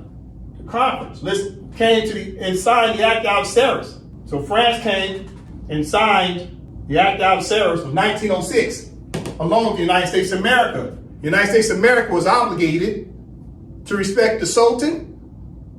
The United States of America was obligated to respect the Empire of Morocco. The United States of America was obligated to respect the Moorish government. That must be understood. And Germany was the cause and effect, the procuring cause as to why all the Europeans came to the table. Because Germany was threatening war if they did not respect the Sultan. Listen, no. The crisis continued up to the eve of the conference at Algeciras, with Germany calling up reserve units 30th of December and France moving troops to the German border on the 3rd of January. You see what's happening? In 1906, Germany and France was already at each other's throats. World War I didn't start to 1914. But they're arguing in 1905 and 1906 over who? The Sultan, the Moors, and the Empire of Morocco. Listen, read it again. The crisis continued up to the eve of the conference at Algeciras, with Germany calling up reserve units 30th of December, and France moving troops to the German border on the 3rd of January. The Algeciras conference, lasting from the 16th of January to the 7th of April of 1906, was called to settle the dispute. Of the 13 nations present, the German representatives found that their only supporter was Austria-Hungary. A German attempt at compromise was rejected by all but Austria-Hungary. France had firm support from Britain, Russia, Italy, Spain, and the United States. The Germans decided to accept a face-saving compromise agreement that was signed on the 31st of March of 1906. One more time. The Algeciras conference, lasting from the 16th of January to the 7th of April of 1906, was called to settle the dispute. Of the 13 nations present, the German representatives found that their only supporter was Austria-Hungary. A German attempt at compromise was rejected by all but Austria-Hungary. France had firm support from Britain, Russia, Italy, Spain, and the United States. The Germans decided to accept a face-saving compromise agreement that was signed on the 31st of March of 1906. All right, but yet they went to World War I, 1914. I'm listening. Consequence. Although the Algeciras conference temporarily resolved the first Moroccan crisis, it only worsened the tensions between the Triple Alliance and the Triple Entente that ultimately led to the First World War. The first Moroccan crisis also showed that the Entente Cordiale was strong, as Britain had defended France in the crisis. The crisis can be seen as a reason for the Anglo-Russian Entente and the Anglo-Franco-Spanish Pact of Cartagena being signed the following year. Kaiser Wilhelm II was angry at being humiliated and was determined not to back down again, which led to the German involvement in the Second Moroccan Crisis. You see what's happening? So Germany was supporting the Sultan, the Moors, and the Empire of Morocco. The other Europeans were trying to undermine the Sultan because, unfortunately, the Sultan ended up borrowing some money from the other Europeans, and the Europeans felt as though as soon as the Sultan borrowed some money, that they was going to use that as a predatory loan to try to undermine the Sultan. That way they wouldn't recognize the fact that he was the Sultan of the Empire of Morocco. So Germany came to assist, and it started a war. It delayed the war from 1905 to 1906 all the way to 1914. Now do you understand why the Germans are always being picked on? They always like to tie the Holocaust to Germany. They tie the Holocaust to Germany because it did happen. However, They never want Germany to rise up to support the Moors again. So they always try to keep a foot on Germany's government because they know the Germans will support the Moors. So they always like to keep reminding everybody on planet Earth, oh, Germany is so bad because of the Holocaust, in which the Holocaust was bad. But why isn't anybody talking about the fact that the German government was supporting the Moors, the Sultan, and the Empire of Morocco? And that's what started World War I. Why ain't nobody talking about that? See, they don't want to talk about the Moors. That's why. They don't want to talk about the Sultan. That's why. Everybody wants to hide the secret of the Sultan and the Moorish government. And why is that? It's because we're the sovereigns. Martin Luther King tried to tell you before the Plymouth landed, we was here. Martin Luther King tried to tell you before the Declaration of Independence of 1776, we was here. The Moors are sovereign to these lands. This is why they don't like talking about this stuff. So they always pick it on Germany. You know, Germany did the Holocaust. Yeah, that's a part of history. But what about before the Holocaust? What happened with that history? Why ain't nobody talking about it? Now do you see why the brothers love driving Mercedes-Benz? They like whipping the grain in the Mercedes. They don't even know the history between the Moors and Germany. Germany makes the Mercedes-Benz. Germany makes the BMW, what they call the BMW, black man's wish. Germany makes the Porsche. Germany makes the Bentley. Germany makes the Volkswagen. Germany got the best engineers in Europe. Germany is the engineers of Europe, just like India has a lot of engineers. Germany's got the best engineers of Europe. They're trying to suppress Germany to keep Germans from rising up with that intellect. And they know that Germans always supported the Moors. And that's not to say Germany wasn't a part of colonialism. Because they also signed the Berlin Conference Agreement in 1884. In 1885, there was a meeting in Berlin where all the European countries agreed to go to Africa and colonize Africa. Well, Germany was a part of that, so they got a stain on their record too. But always remember, Germany was supporting the Moors.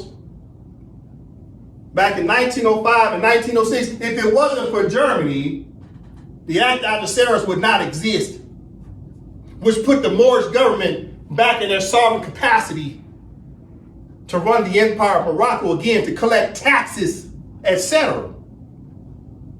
So the Moors owe Germany's government and state some appreciation. You must look up the history regarding Germany. So going back to the image, when you see this image, Quentin Tarantino knew what he was doing when he put the German dentist and Django together, and Django wearing the color of the Moors, green for Venus, the green for our five-pointed star of the Moorish government. And he's wearing a fez. You see the fez? And he's dealing with this fool, Stephen Candy, who does not wear a fez. He's hanging out with Calvin Candy on Candyland. And the German dentist did not like colonists, and the German dentist did not like obstructionists. And the German dentist gave his life. He was so sick and tired of Calvin Candy that he executed Calvin Candy in cold blood. Sick of him. Sick of capitalists. Sick of obstructionists. Because they violate what? Human rights. There's no need to be that damn greedy as capitalists and obstructionists. It's just pure greed. When you violate people's human rights for no damn good reason also you can make a bunch of money. Remember now, at the beginning of the movie of Django, what was Calvin Candy doing? He had two brothers doing a cage match to death. To death. It was just sport. They were gambling. Human rights violations for someone's pleasure. And this is why the German dentist said Calvin Candy had to go. He had no respect for human rights. It's no excuse to violate people's human rights for pleasure or greed. That must be understood. There's a lot we need to learn about as Moors. We don't know nothing. AMPAC Study Session is an educational platform. We have to study. Listen. So the Act Out Sarah was signed in 1906 that talks about the Moors, right? Real quick, as a refresher. It was about the empire, right? See that, the empire? It's the empire of Morocco, not the kingdom. You can quickly see it's all about the Moors. See Article 2? No, Article 2. Article 2, the police shall be under the sovereign authority of His Majesty the Sultan.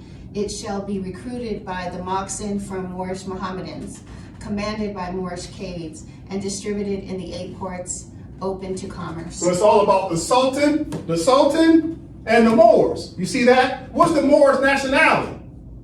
What's the Moors' nationality in this treaty? Okay, stay right there. Moorish is what? You see it? Moorish is what? Moroccan. Moroccan. See it? Let me slide it over for you naysayers. Moroccan, Moorish. This is French on this side, French. So France knows Moorish means Moroccan. You see that? This is too easy. This is a treaty. We're Moroccans. Listen. Okay. All right. I'm transitioning. Listen. Pay attention. Pay attention. I'm transitioning. The International Court of Justice, right? Because we just finished talking about some history. We talked about history. Now we have to talk about law. We talked about the rights of indigenous people, which is law, international law, from a declaration perspective. But we have to talk about case law, because this is where blackamoors, i.e. black people who don't understand the Voting Rights Act, why was it gutted? Why was the Voting Rights Act gutted? It's because your time is up. It's time for you to be Moroccans again. The International Court of Justice has known this since 1952, that you're Moors. And the I.C.J. say you acquiesce to keep calling yourself Negro, black, colored, African American, Moorish American, etc. Everything but what? Moroccan. But the only way to be Moroccan, you have to do what? Pledge your allegiance by application. So the I.C.J. has known about this. Brother Dre from the top. In 1952, the I.C.J. ruled that Morocco, meaning the state and its Moorish government of Moors, acquiesced or consented in not enforcing its own Moroccan laws and consular courts against U.S. officials and American citizens. Read it again. In 1952, the I.C.J. ruled that Morocco, meaning the state and its Moorish government of Moors, acquiesced or consented in not enforcing its own Moroccan laws and consular courts against U.S. officials and American citizens. So in the case of France versus the United States of America, 1952 case law, the I.C.J. is perfectly aware that the Moors and the state, coming over the Empire of Morocco, had acquiesced, meaning was procrastinating, on the fact that the Moors were supposed to be put back into the government of the Empire of Morocco along with the Sultan. But the Sultan and the Moorish government was being suppressed by the French government. Therefore, the Sultan and the Moorish government was not able to fulfill their full powers of sovereignty through the offices of the Moorish government. So the International Court of Justice took a look at the case in 1952 and said, yeah, the Sultan and the Moorish government is acquiescing that they're not fulfilling their full obligations to their own treaty rights. They've allowed France to take over almost like a soft coup d'etat. France had taken over the Empire of Morocco through the Treaty Affairs of 1912. France didn't allow the Sultan or the Moors to run nothing. And the I.C.J. said, well, I'm looking at this treaty of the Act Algeciras of 1906, and I'm looking at the other bilateral treaties, and it says it's supposed to be the Sultan and the Moors running the government, not France.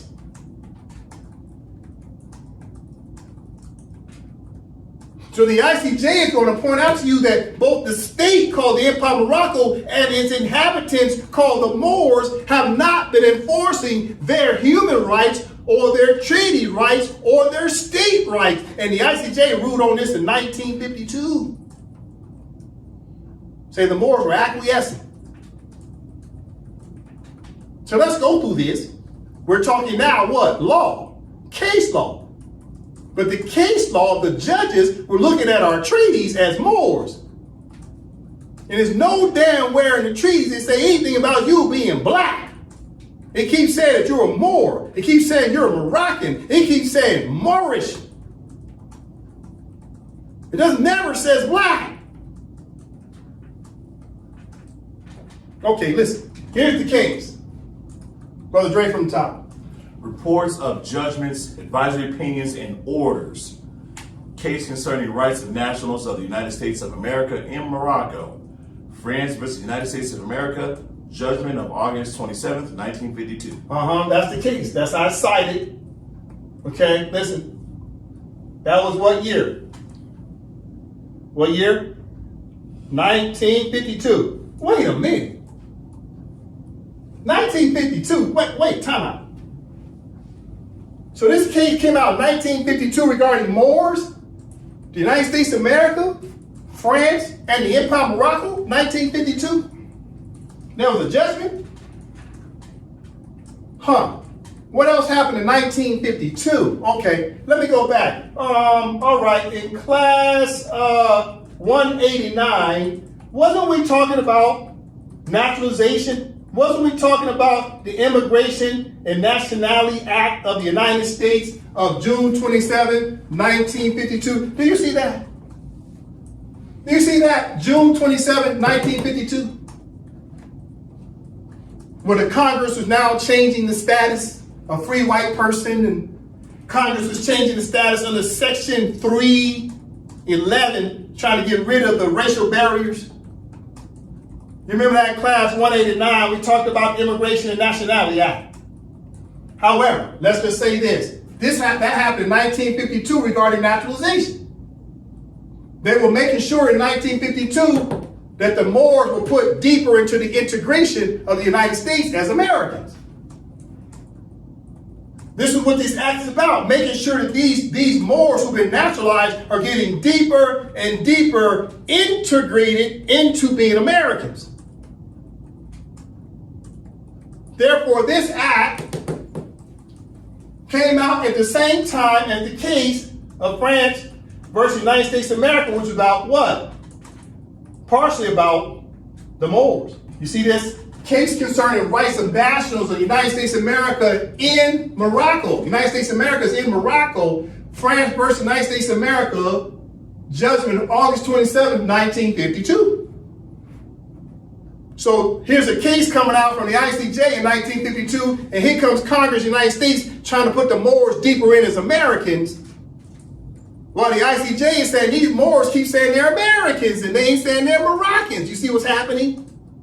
Every time the Moors have an opportunity for an advantage to move forward, to get away from colonialism or naturalization, the United States always has a countermeasure through their government. 1952. You got to see what's happening. It's a mirror image of countermeasures. These are political reforms and judicial reforms. This is chess and not checkers. Listen, We have to start talking about words and names. We keep calling ourselves black. We're not black, we're Moors. You have to understand how this works in law, because the I.C.J, the International Court of Justice, said that these Moors keep acquiescing, meaning you keep calling yourself black. Even T.I., the rapper, said black is not a nationality. T.I., the rapper, said African American is not a nationality. So therefore, you don't understand your sovereign title. What is your sovereign title? What is your true name? What's your nationality? Let's talk about this. We're talking law. Number from the top. What are the 4 basic elements of a contract? 1. Who are the party names in the contract, i.e., the title of the parties? 2. Who's the superior name and who's the inferior name in the contract? 3. What are the terms and conditions between the names in the contract? And 4.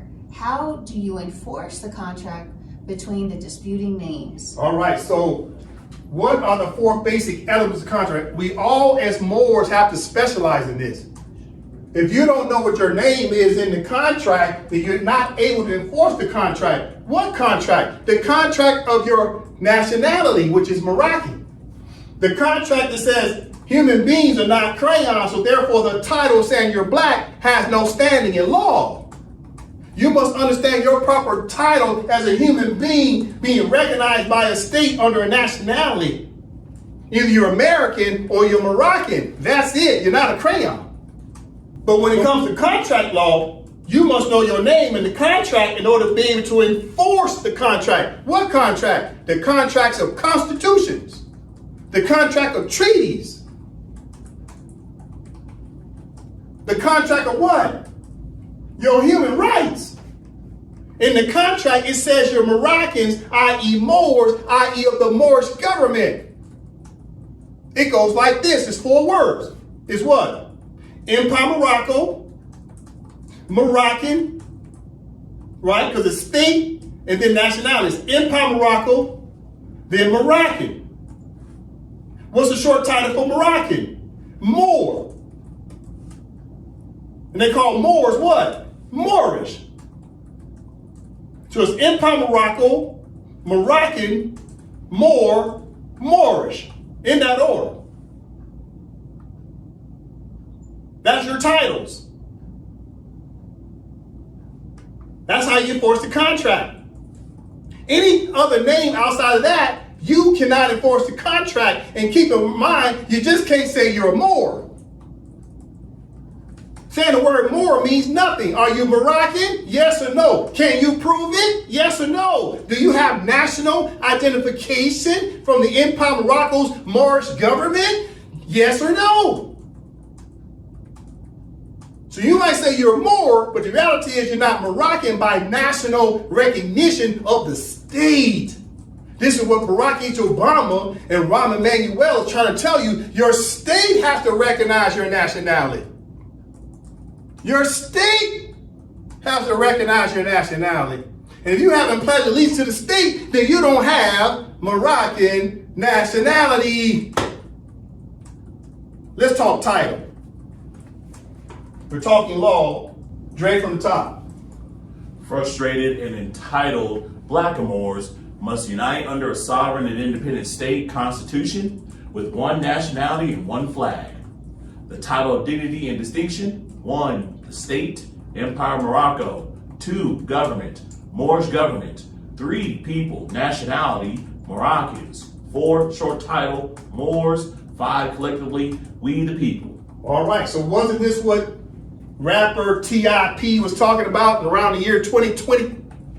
He kept saying we need what? Nationality, we need a constitution, a flag, we need it by laws, we need to try to get a seat at the United Nations as what? A state.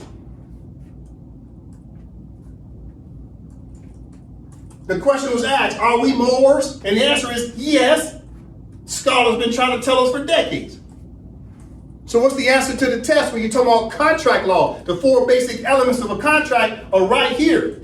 Regarding title, which is name, everything starts with the name in the contract. Before you read anything else in the contract, it always discloses the names of the parties.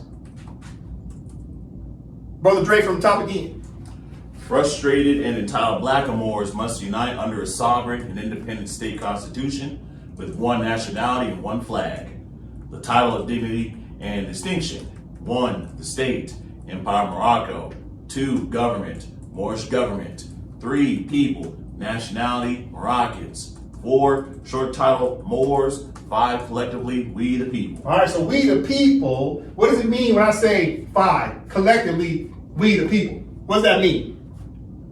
That means these 4, 1, 2, 3, 4, collective is we the people. So who's the people? The people is what? The state. Who's the people? The people are who? The government. Who's the we the people? Is what? The nationalities, the Moroccans themselves, the nationals. Who are we the people? Moors. But Moors is a short title for what? Moroccan. So collectively, all this above means what? We the people. We the people. But guess what we've been doing for decades? We go back to our individual prosperity, chasing the bag for our own accolades. We don't play a team game, and the Europeans have been dominating us through the word state. They play a team game. They play chess, and we keep playing checkers.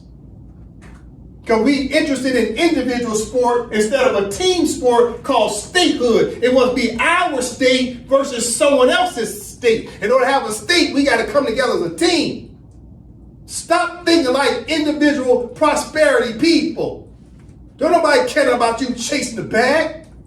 You should be chasing freedom and liberty. You should go through the what? Maturation. The maturation, the same way Django went through maturation. He went from shirtless all the way up to rocking a fez. You must get your dignity back as Moors. Listen, in the Black's Law Dictionary, let's talk definitions. 4th edition. Let's look up the definition of title. This is very interesting. Title. Note from the top. Title. The radical meaning of this word appears to be that of a mark, style, or designation, a distinctive appellation, the name by which anything is known. Thus, in the law of persons, a title is an appellation of dignity or distinction, a name denoting the social rank of the person bearing it, as duke or count. So in legislation, the title of a statute is the heading or preliminary part, furnishing the name by which the act is individually known. Pause. Read it again. Title. The radical meaning of this word appears to be that of a mark, style, or designation, a distinctive appellation, the name by which anything is known. Thus, in the law of persons, a title is an appellation of dignity or distinction, a name denoting the social rank of the person bearing it, as duke or count. So in legislation, the title of a statute is the heading or preliminary part, furnishing the name by which the act is individually known. Pause. Thank you. So the definition of title, we're talking about people. What's your title? Your first title is, okay, we all have individual names, but what is your nationality? As soon as you call yourself a title of a crayon, you lose rank in society because your title means something. So you tell someone you're Negro, Black, Colored, African American, Moorish American, etc., you immediately lose rank in society because everybody knows you don't know your proper title.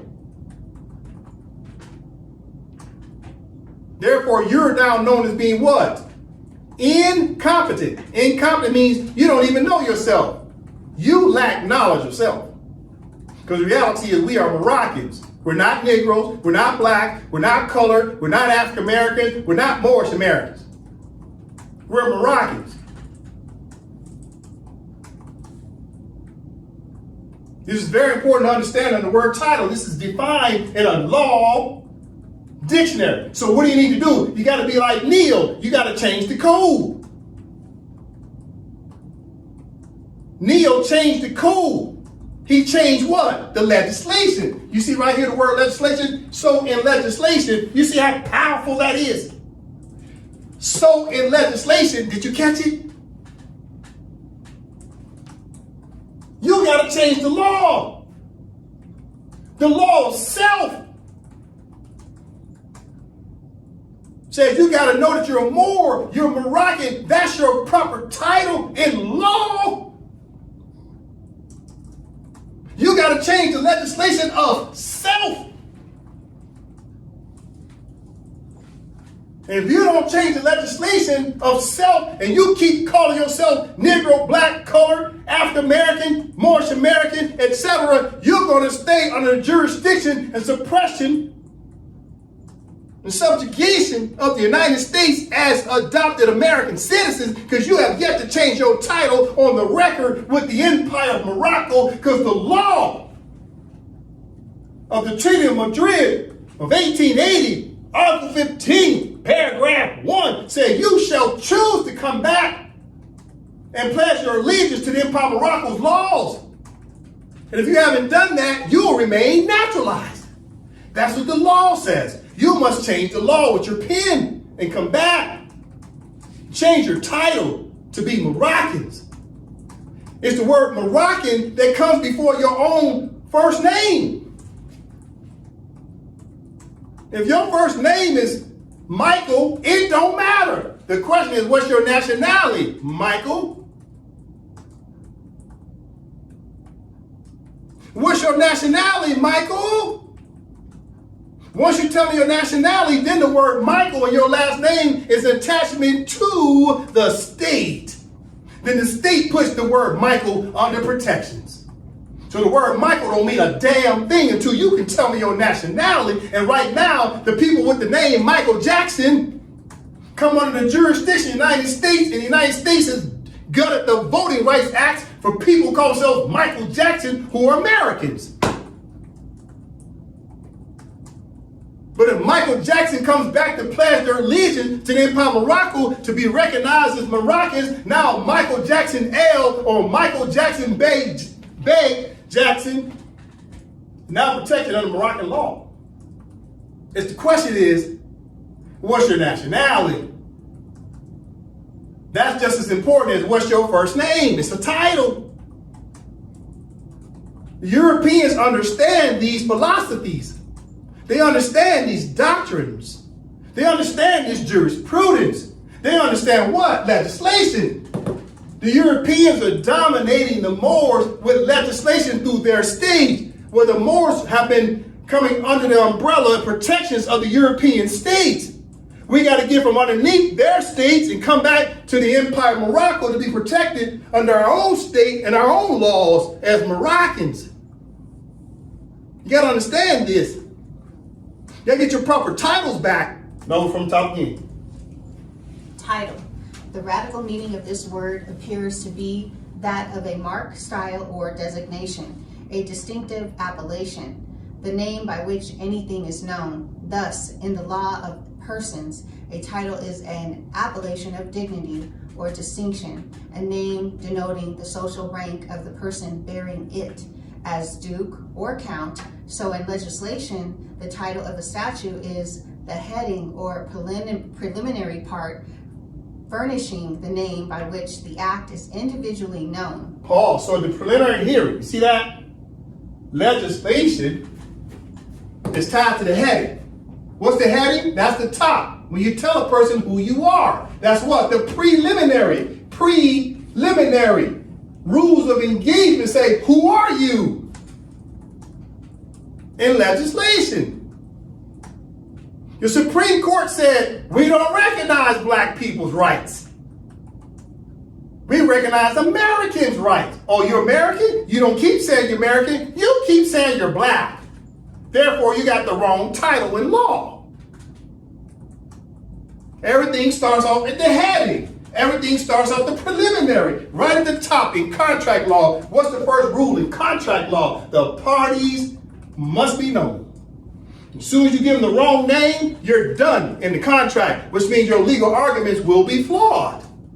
And this is why black people got their behinds kicked at the United States Supreme Court. Now black has cracked. Since 2013, it's been cracking. Since Supreme Court been cracking the word black upside the head. Because it's the wrong title. You're just Americans. You want to come back and be Moroccans, you can do that. The law gives you a right to provide an application to Empower Morocco. We can assist you with that. Listen, we're talking title. We're talking title. Listen, going back to the word title. We got to take our time on this. Brother Dre from the top. Frustrated and entitled blackamoors must unite under a sovereign and independent state constitution with one nationality and one flag. The title of dignity and distinction. 1, the state, Empire Morocco. 2, government, Moorish government. 3, people, nationality, Moroccans. 4, short title, Moors. And 5, collectively, we the people. Pause right there. Okay. Keep in mind, we started this class talking about who? The rapper T.I., Candace Owens, Killer Mike. They were all sitting on the panel. A question was posed to them regarding who the hell are we? What's our nationality? Are we Moors? And the answer is yes. What have these panelists done since the year 2020, since they had this conversation? The answer is not a damn thing. They went back to what? Individual prosperity. Instead of what? Reinstating the government of the Empire Morocco as Moors, i.e. Moroccans. This is our problem as a people. We like to procrastinate. But yet we know there's a problem, and we know that there's a solution to said problem, but we don't want to execute the solution because that takes too much work. Isn't that right? You just don't want to roll up your sleeves. That's the problem. Listen, okay. We're getting ready to look up the word acquiescence. The reason why we're going to look up the word acquiescence is very, very, very important to the Moors. In the case of France versus United States of America, the I.C.J. ruled and declared that the Moors have what? Acquiesced to allow the United States of America to still have jurisdiction over you. The I.C.J. ruled and declared that the Moorish government, the Empire Morocco, and the Sultan has continued to allow the United States of America to have jurisdiction over you. I'm saying it again. This I.C.J. said in 1952. In other words, they blamed the Moors. In other words, they blamed the Sultan. In other words, they blamed the state called the Empire of Morocco for allowing the Moors to remain naturalized. The I.C.J. blamed us. They blamed us as a people.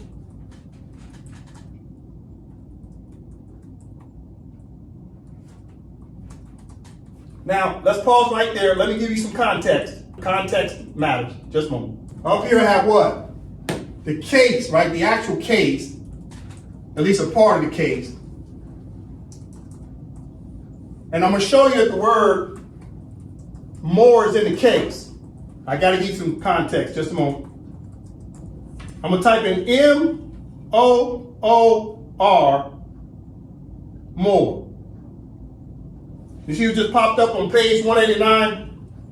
Page 189, in this case, the judgment. You see that? The judgment. Context. Page 189, the judgment talks about who? Moors. You see that? Moors, right there. More. You see whose name is in there already? You see whose name? Look whose name is in there. United States. See, United States. And you see the word more? You see this? I just want you to see context. Watch this. I'm going to go down to another word where it says more. Watch. More. Watch. Boom. More subject. You see that? Before we look up the definition of acquiesce, page 197 of the judgment talks about what? The act out of Ceres. See the act out of Ceres? United States, act out of Ceres. But more importantly, there's that word more. See right there? More subjects. Moorish subjects, right there. See, in the case, right, Moorish subjects, okay? Just a moment. Now I'm going to type in the word acquiesce. Listen, okay. You see that right there? I just want to show you the word acquiesce, acquiescence. Acquiescence of Morocco. You see that? We're going to have to look this word up, acquiescence. We need to get the fundamental understanding. Why did the International Court of Justice say the Moors were acquiescing or maintaining a status of acquiescence of Morocco? They blame the country of Morocco, the Empire of Morocco, the Sultan and the Moors, for not enforcing their own rights. Human rights, state rights, and treaty rights. So the word acquiescence indicates. I just want to show you that. I'm being redundant for a reason. So let's go find out what's the definition. Why was the I.C.J. saying it's our fault that we've allowed the United States to have jurisdiction over us at our own homeland? Okay, Brother Dre from the top again. In 1952, the I.C.J. ruled that Morocco, meaning the state and its Moorish government of Moors, acquiesced or consented in not enforcing its own Moroccan laws and consular courts against U.S. officials and American citizens. All right, let's look up the definition of acquiescence. Know it from the top. Acquiescence, conduct recognizing the existence of a transaction and intended, in some extent at least, to carry the transaction or permit it to be carried into effect. It is some act not deliberately intended to ratify a former transaction known to be voidable, but recognizing the transaction as existing and intended, in some extent at least, to carry it into effect and to obtain or claim the benefits resulting from it, and thus differs from confirmation, which implies a deliberate act intended to renew and ratify a transaction known to be voidable. All right. Right here, acquiescence, Peter, right here, recognizing. But recognizing the transaction as existing and intended, in some extent at least, to carry it into effect and to obtain or claim the benefits resulting from it, and thus. Pause. Right here, start right here, recognizing, acquiescence. But recognizing the transaction as existing and intended, in some extent at least, to carry it into effect and to obtain or claim the benefits resulting from it. Pause. So acquiescence is like the intent. You intended on enforcing your rights, but you didn't do it. So you procrastinated. The I.C.J. is accusing the state called the Empire of Morocco, and the I.C.J. is accusing the office of the Sultan, and the I.C.J. is accusing the Moorish government of acquiescing, meaning, the Sultan and the Moors had intent to put into full force the full powers of the Moorish government and the full powers of the Sultan, but it never happened. The intent was written in the treaties, the intent. But it was never fully executed because it was blocked by France.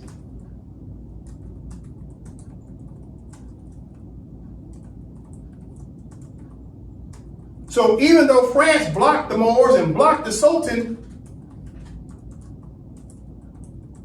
the Treaty of Fez of 1912 was then dissolved in 1956, which was preventing the Sultan and the Moors from having their full powers.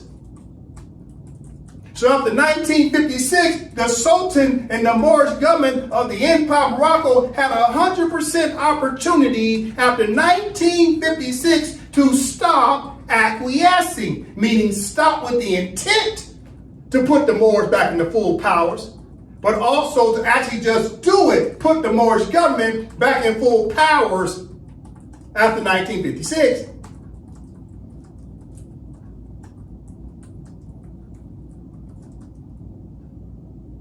Let's read acquiescence from the top again. This is important. The I.C.J. has already ruled on this in 1952. This has holding in law. It's a standard now. The I.C.J. is blame the Moors, blame the Sultan, and blame the empire as a state for not fulfilling its own rights.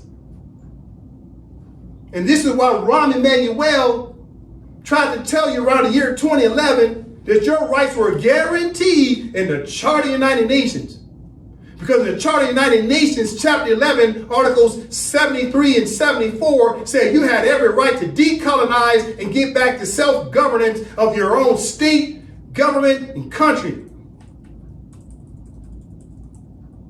And we have continued to acquiesce, meaning we had good intentions. We didn't do it, but yet we knew what we were supposed to do and didn't do it. And the Supreme Court in the year 2026 said, yeah, these Moors are procrastinating. It's time for them to go pledge their allegiance to the empire of Morocco, and these Moors are still acquiescing. Meaning they got good intentions and they ain't doing nothing with the intentions. They still laying around talking about civil rights instead of political independence of their own country. The I.C.J. talked about this in 1952. No, from the top, acquiescence. This is important. I'm taking my time here because the I.C.J. has a holding on this definition. They saying they're going to apply this word to the Moors forever and a day. And to the Moors do what? You change the code like Neo. You got to say, stop. And say the word what? We ain't doing acquiescence no more. We ain't doing procrastination no more. We ain't doing gerrymandering no more. We ain't doing race colors no more. We ain't doing slavery no more. We ain't doing naturalization no more. No, we're going to do repatriation. Repatriation back to our political mother was the empire of Morocco. You got to say stop, enough of the foolishness. It's got to be about the maturation of our nation, the maturation of the Moorish nation. Stop playing these foolish games talking about civil rights. Get the hell out of the United States jurisdiction. Come back to be Moors. Let's talk what the I.C.J. said about you. Know it from the top. Acquiescence. Conduct recognizing the existence of a transaction and intended, in some extent at least, to carry the transaction or permit it to be carried into effect. It is some act not deliberately intended to ratify a former transaction known to be voidable, but recognizing the transaction as existing and intended, in some extent at least, to carry it into effect and to obtain or claim the benefits resulting from it, and thus differs from confirmation, which implies a deliberate act intended to renew and ratify a transaction known to be voidable. So the Moors have to come back and do what? We have to claim the benefits. But you can't claim the benefits. First, what result? What has to be the first result? You have to know that you're not Negro, Black, colored, African American, or Moorish American. You're Moroccans. You got to pledge your allegiance. Then you'll get the result. Then you get the benefits. Because that's what? Confirmation. How do you get confirmation that you're Moroccan? The Empire of Morocco has to do what? Recognize you as Moroccan. You have to choose between the entire submission to the laws of the empire. That's what the law says of the Treaty of Madrid, Article 15. Black and Moors, i.e. Negroes, Blacks, Coloreds, Moorish Americans, African Americans have all been in violation of the law. You got to change the law. You got to do what? You got to change the code. The code says you're supposed to open up the portal to come back to be Moroccans. You're in violation of the law. And therefore, the Supreme Court is tired of your procrastination. The Republicans, the capitalist regime, and the white supremacists don't want you to be Americans no more. Don't you understand? Because they know you have a treaty right to go back to be what? Moroccans. And they're like, what's taking them so long to go back to be Moroccans? Why are these Blackamoors over here trying to tell the Americans how to write their laws when the Blackamoors have a right to go write their own laws in the Empire of Morocco? But you keep acquiescing to be Americans instead of being Moroccans. You got to rewrite the code like Neo. Neo changed the law. The law of what? Self. He understood finally what he had to do to protect his own best interest. He put himself under protections first mentally. Then he pledged allegiance to the knowledge that he had.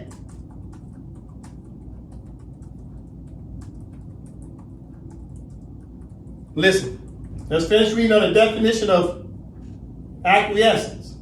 No. Passive compliance or satisfaction, distinguished from avowed consent on the one hand and on the other from opposition or open discontent. All right, one more time. Passive compliance or satisfaction, distinguished from avowed consent on the one hand and on the other from opposition or open discontent. All right. Right here, equivalent. Equivalent to assent, inferred from silence with knowledge or from. Read again. Equivalent to assent, inferred from silence with knowledge or from encourage. Right, so it's about what? Your silence. The Moors have been silent in not invoking your rights as Moroccans. You can't make a claim to the benefits unless you use the proper title of Moroccan. And the black Moors are under the jurisdiction of the United States, marching and praying, demanding rights and legislation as adopted people, instead of coming back to be Moroccans. So therefore, you're remaining silent because you don't even want to talk about the Moors. You want to keep being black. The Supreme Court is tired of that. Listen, no, from the top. Encouragement and repurposes knowledge and assent. Imports tacit consent, concurrence, acceptance, or assent. A silent appearance of consent, failure to make any objections, submission to an act of which one had knowledge. It imports full knowledge, knowledge without objection. So the I.C.J. is saying the Moors have acquiesced not to enforce their full benefits and rights, but yet the Moors had intentions because the treaty gave the Moors the right to enforce their Moorish government. The treaty gave the Moors a right to be Moroccans again. The treaty recognized the Sultan, the Empire Moroccan, the Moors as the sovereigns. But under the word acquiescence, we've done what? It's a submission to an act of which one had knowledge. A lot of people know that we're Moors, and they're staying silent about it. There's a lot of people know we're Moors, and they want to do something about it. They have intentions to do something about it, but they don't even take the proper steps according to international law of what you need to do in order to decolonize under Articles 73 and 74 of the Charter of the United Nations.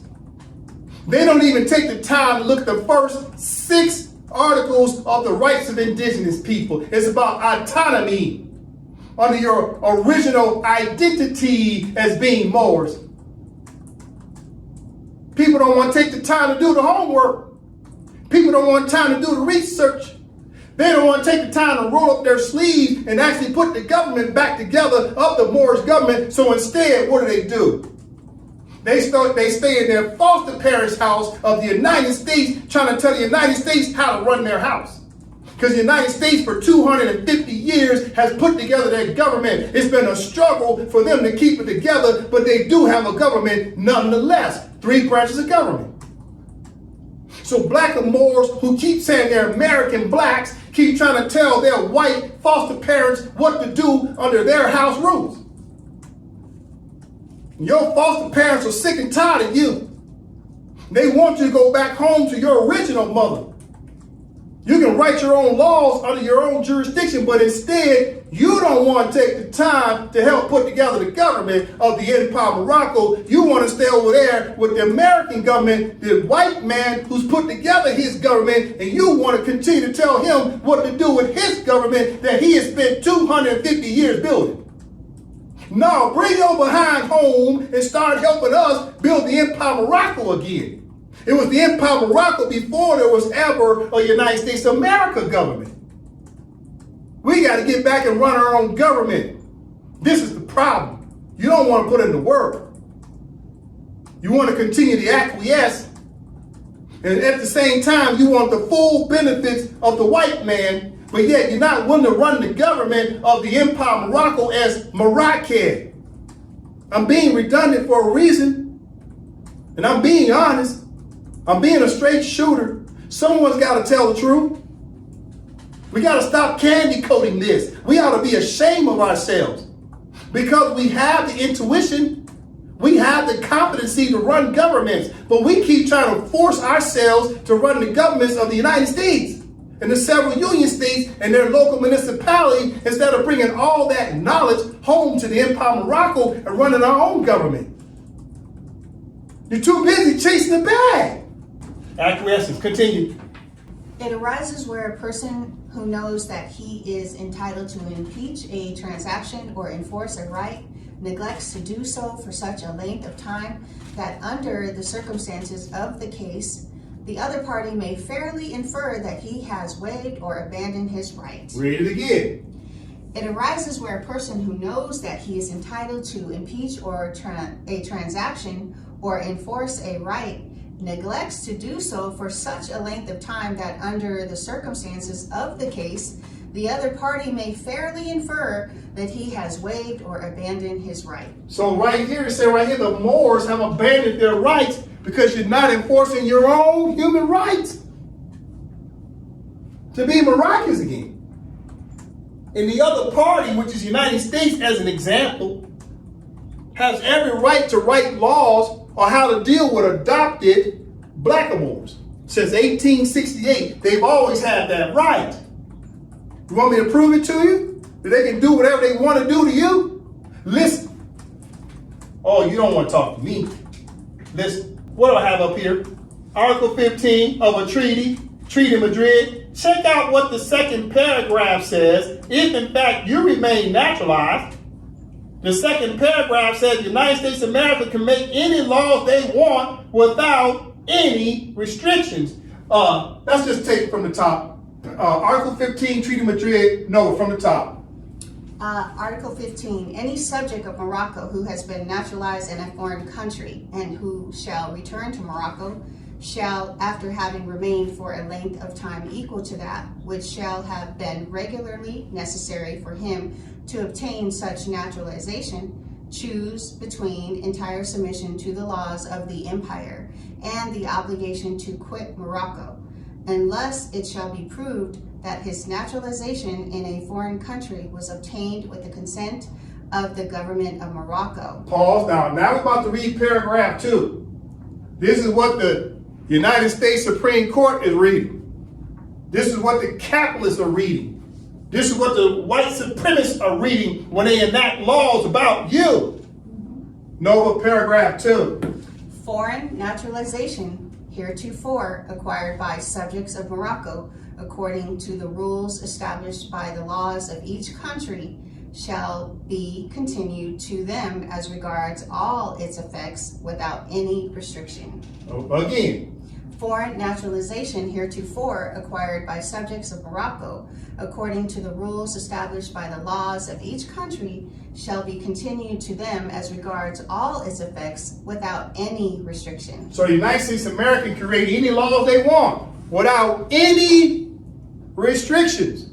This is a treaty right they have in dealing with adopted Moors since 1868. And then in 1880, they got a treaty that affirmed that right to create any laws they want in dealing with adopted, naturalized Moors under the 14th Amendment. And nobody's reading this out loud. And you get all of your feelings when the Supreme Court guts the Voting Rights Act, but you didn't know the Supreme Court is abiding by a treaty provision that says the Supreme Court, which has original jurisdiction under Article 3 of the Constitution of the United States, to do what the heck they want to do with the review of any federal law. And the Supreme Court said, you know what? We don't have no restrictions. Therefore, the Supreme Court is not restricted in striking certain provisions of the Voting Rights Act. And no one's telling you about this Article 15, paragraphs 1 and 2. This is too easy. You know what the problem is? We as a people don't read law. What type of law? Public law, state law. That's what public law is. It's state law. We don't study international law. We don't read treaties. We're too busy marching and praying and don't even know our damn name in the contract. Talking about Black Lives Matter. Who the hell are black people? Is that a nationality? Well, T.I. the rapper said no. So why the hell you keep putting it on your signs?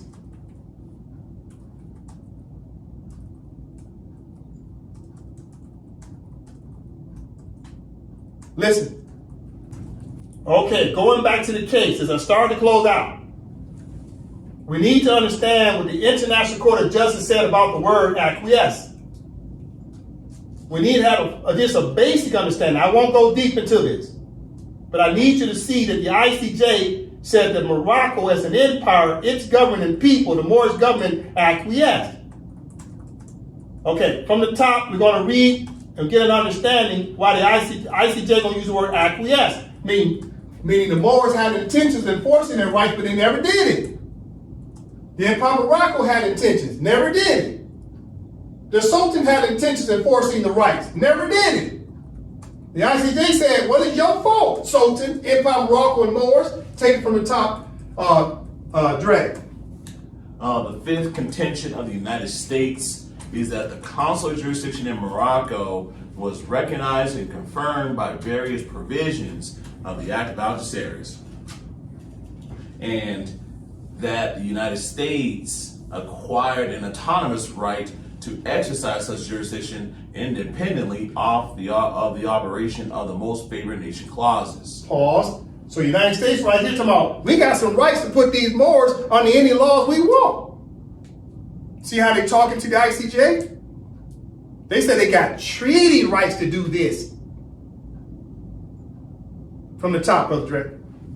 The fifth contention of the United States is that the consular jurisdiction in Morocco was recognized and confirmed by various provisions of the Act of Algeciras, and that the United States acquired an autonomous right to exercise such jurisdiction independently of the operation of the most favored nation clauses. In 1906, the 12 powers at Algeciras all exercised capitulatory rights and privileges to the extent that they were prescribed either by the General Treaty with Great Britain of 1856 or by the Spanish Treaty of 1861. They did so by virtue of direct treaty grant, as in the case of Great Britain or Spain, or by virtue of most favored nation clauses, as in the case of the United States, or without treaty rights, but with the consent or acquiescence of Morocco, as in the case of certain of the states. Accordingly, the Act of Algeciras presupposed the existence of the regime of capitulations, including the rights of consular jurisdiction, and many of its provisions assigned particular functions to the then existing consular tribunals.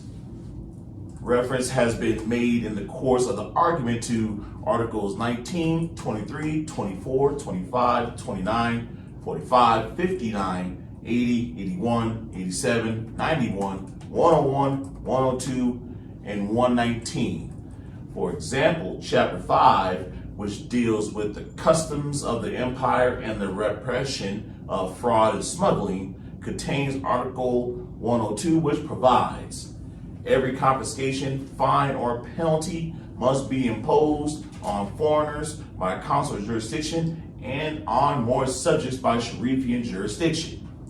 In the conditions which existed at the time, this article made it necessary for the prosecution of nationals of the 12 powers for fraud and smuggling to be dealt with in the consular courts. Since 1937, the position has been one in which 11 of the powers have abandoned their capitulatory privileges, and their consular jurisdiction has ceased to exist. Accordingly, Morocco has been able to make laws and to provide for the trial and punishment of offenders who are nationals of these 11 countries.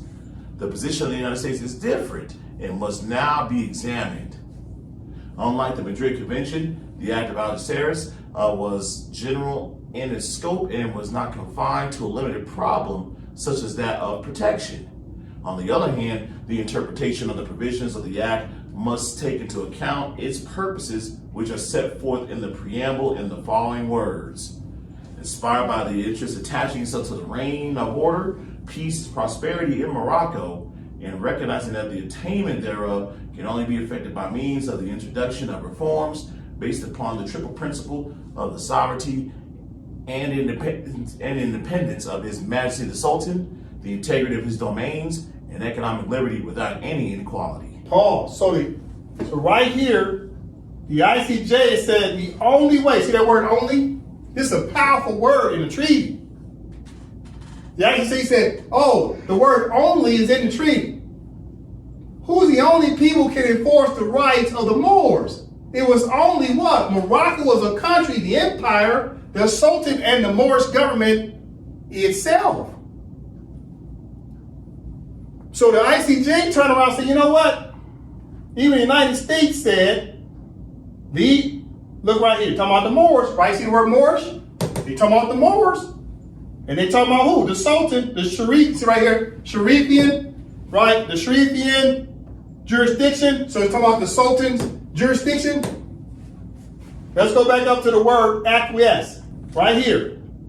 The I.C.J. in the United States said, these Moors, the Empire of Morocco, and the Sultan consented or acquiesced because Morocco was not enforcing its own rights of its own treaties. To enforce what? Its Moroccan laws against who? The United States and the other European countries. You see what the I.C.J. points out down here? Look what they said the Moors have the power to do. You see it's in yellow? Pay attention. We're going to read it again. Dre from the top. Every confiscation, fine, or penalty must be imposed on foreigners by consular jurisdiction and on Moor subjects by Sharifian jurisdiction. Pause right there. So therefore, the consular court, the Moors who sit in consular court as judges, was supposed to utilize their jurisdiction against the 12 signatory powers, and one of the 12 signatory powers was who? The United States of America. In other words, the Moors were supposed to enforcing Moroccan laws against the American officials for breaching the treaty and breaching any other Moroccan law. Right here, Drake, second paragraph. In the conditions which existed at the time, this article made it necessary for the prosecution of nationals of the 12 powers for fraud and smuggling to be dealt with in the consular courts. Pause, read it again. This is the Moorish government supposed to be doing this. Second paragraph, I'm listening. In the conditions which existed at the time, this article made it necessary for the prosecution of nationals of the 12 powers for fraud and smuggling to be dealt with in the consular courts. So the Moors are supposed to be prosecuted. You see that? Moors are supposed to be doing the prosecutions of the 12 signatory powers, which are the European states. This is 1952, this is being discussed. And I.C.J. said these Moors didn't enforce their own rights. Let's check out this third paragraph. I'm listening.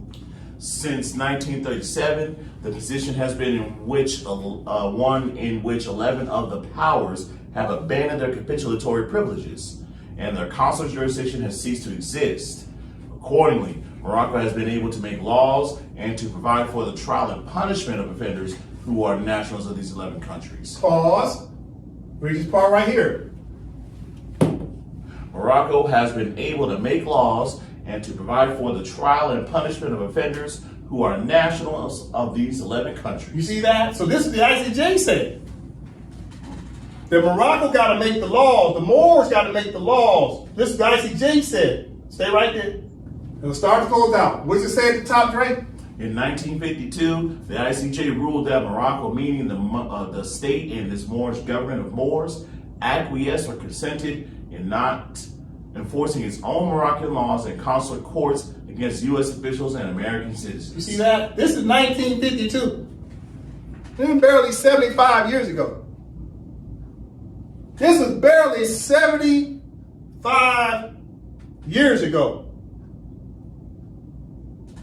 That the I.C.J. has put the responsibility directly on these people who keep calling themselves Negroes, blacks, coloreds, Moorish Americans, and African Americans. And say you acquiesced. That you had good intentions of decolonizing. You had good intentions of enforcing your rights as indigenous people, but you have yet to do it. Therefore, you have waived your rights because you keep procrastinating. So let's take it to the board as I start to close out. Brother Dre.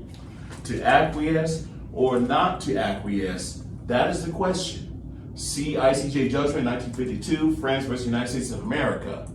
Do blackamoors suffer from 1. Amnesia, which is clueless, 2. Cognitive dissonance, belief in truth, and 3. Acquiescence, paralysis of analysis, which equals to procrastination. I'll take it from the top. Like Shakespeare said, to be or not to be, that is the question. So I changed the words. To acquiesce or not to acquiesce, that is the question. See I.C.J. Judgement 1952, France versus United States of America. Do blackamoors suffer from 1. Amnesia? Meaning, are you clueless that you don't know nothing about the Moors? Really? So you're clueless, huh? Got amnesia? Or do blackamoors suffer from 2. Cognitive dissonance, because you keep putting your beliefs over truth because you honestly believe you're a crayon. You honestly believe you're Moorish American. You honestly believe you're African American. So you got your beliefs, you putting your beliefs over truth. You see that? It's a versus. It's adversary. Therefore, you suffer from cognitive dissonance because people who suffer from cognitive dissonance knows about the truth, but they keep going back what? To their beliefs. That's cognitive dissonance. The foolishness. Or is it number 3? Do blackamoors suffer from 3? Acquiescence, which is paralysis of analysis, which is procrastination, because you don't want to take the time to put back your Moorish nation. Because you don't want to run the government. You want to make sure the white man run the government, and you just get what? Reparations. I end with that. Islam. Islam. Islam.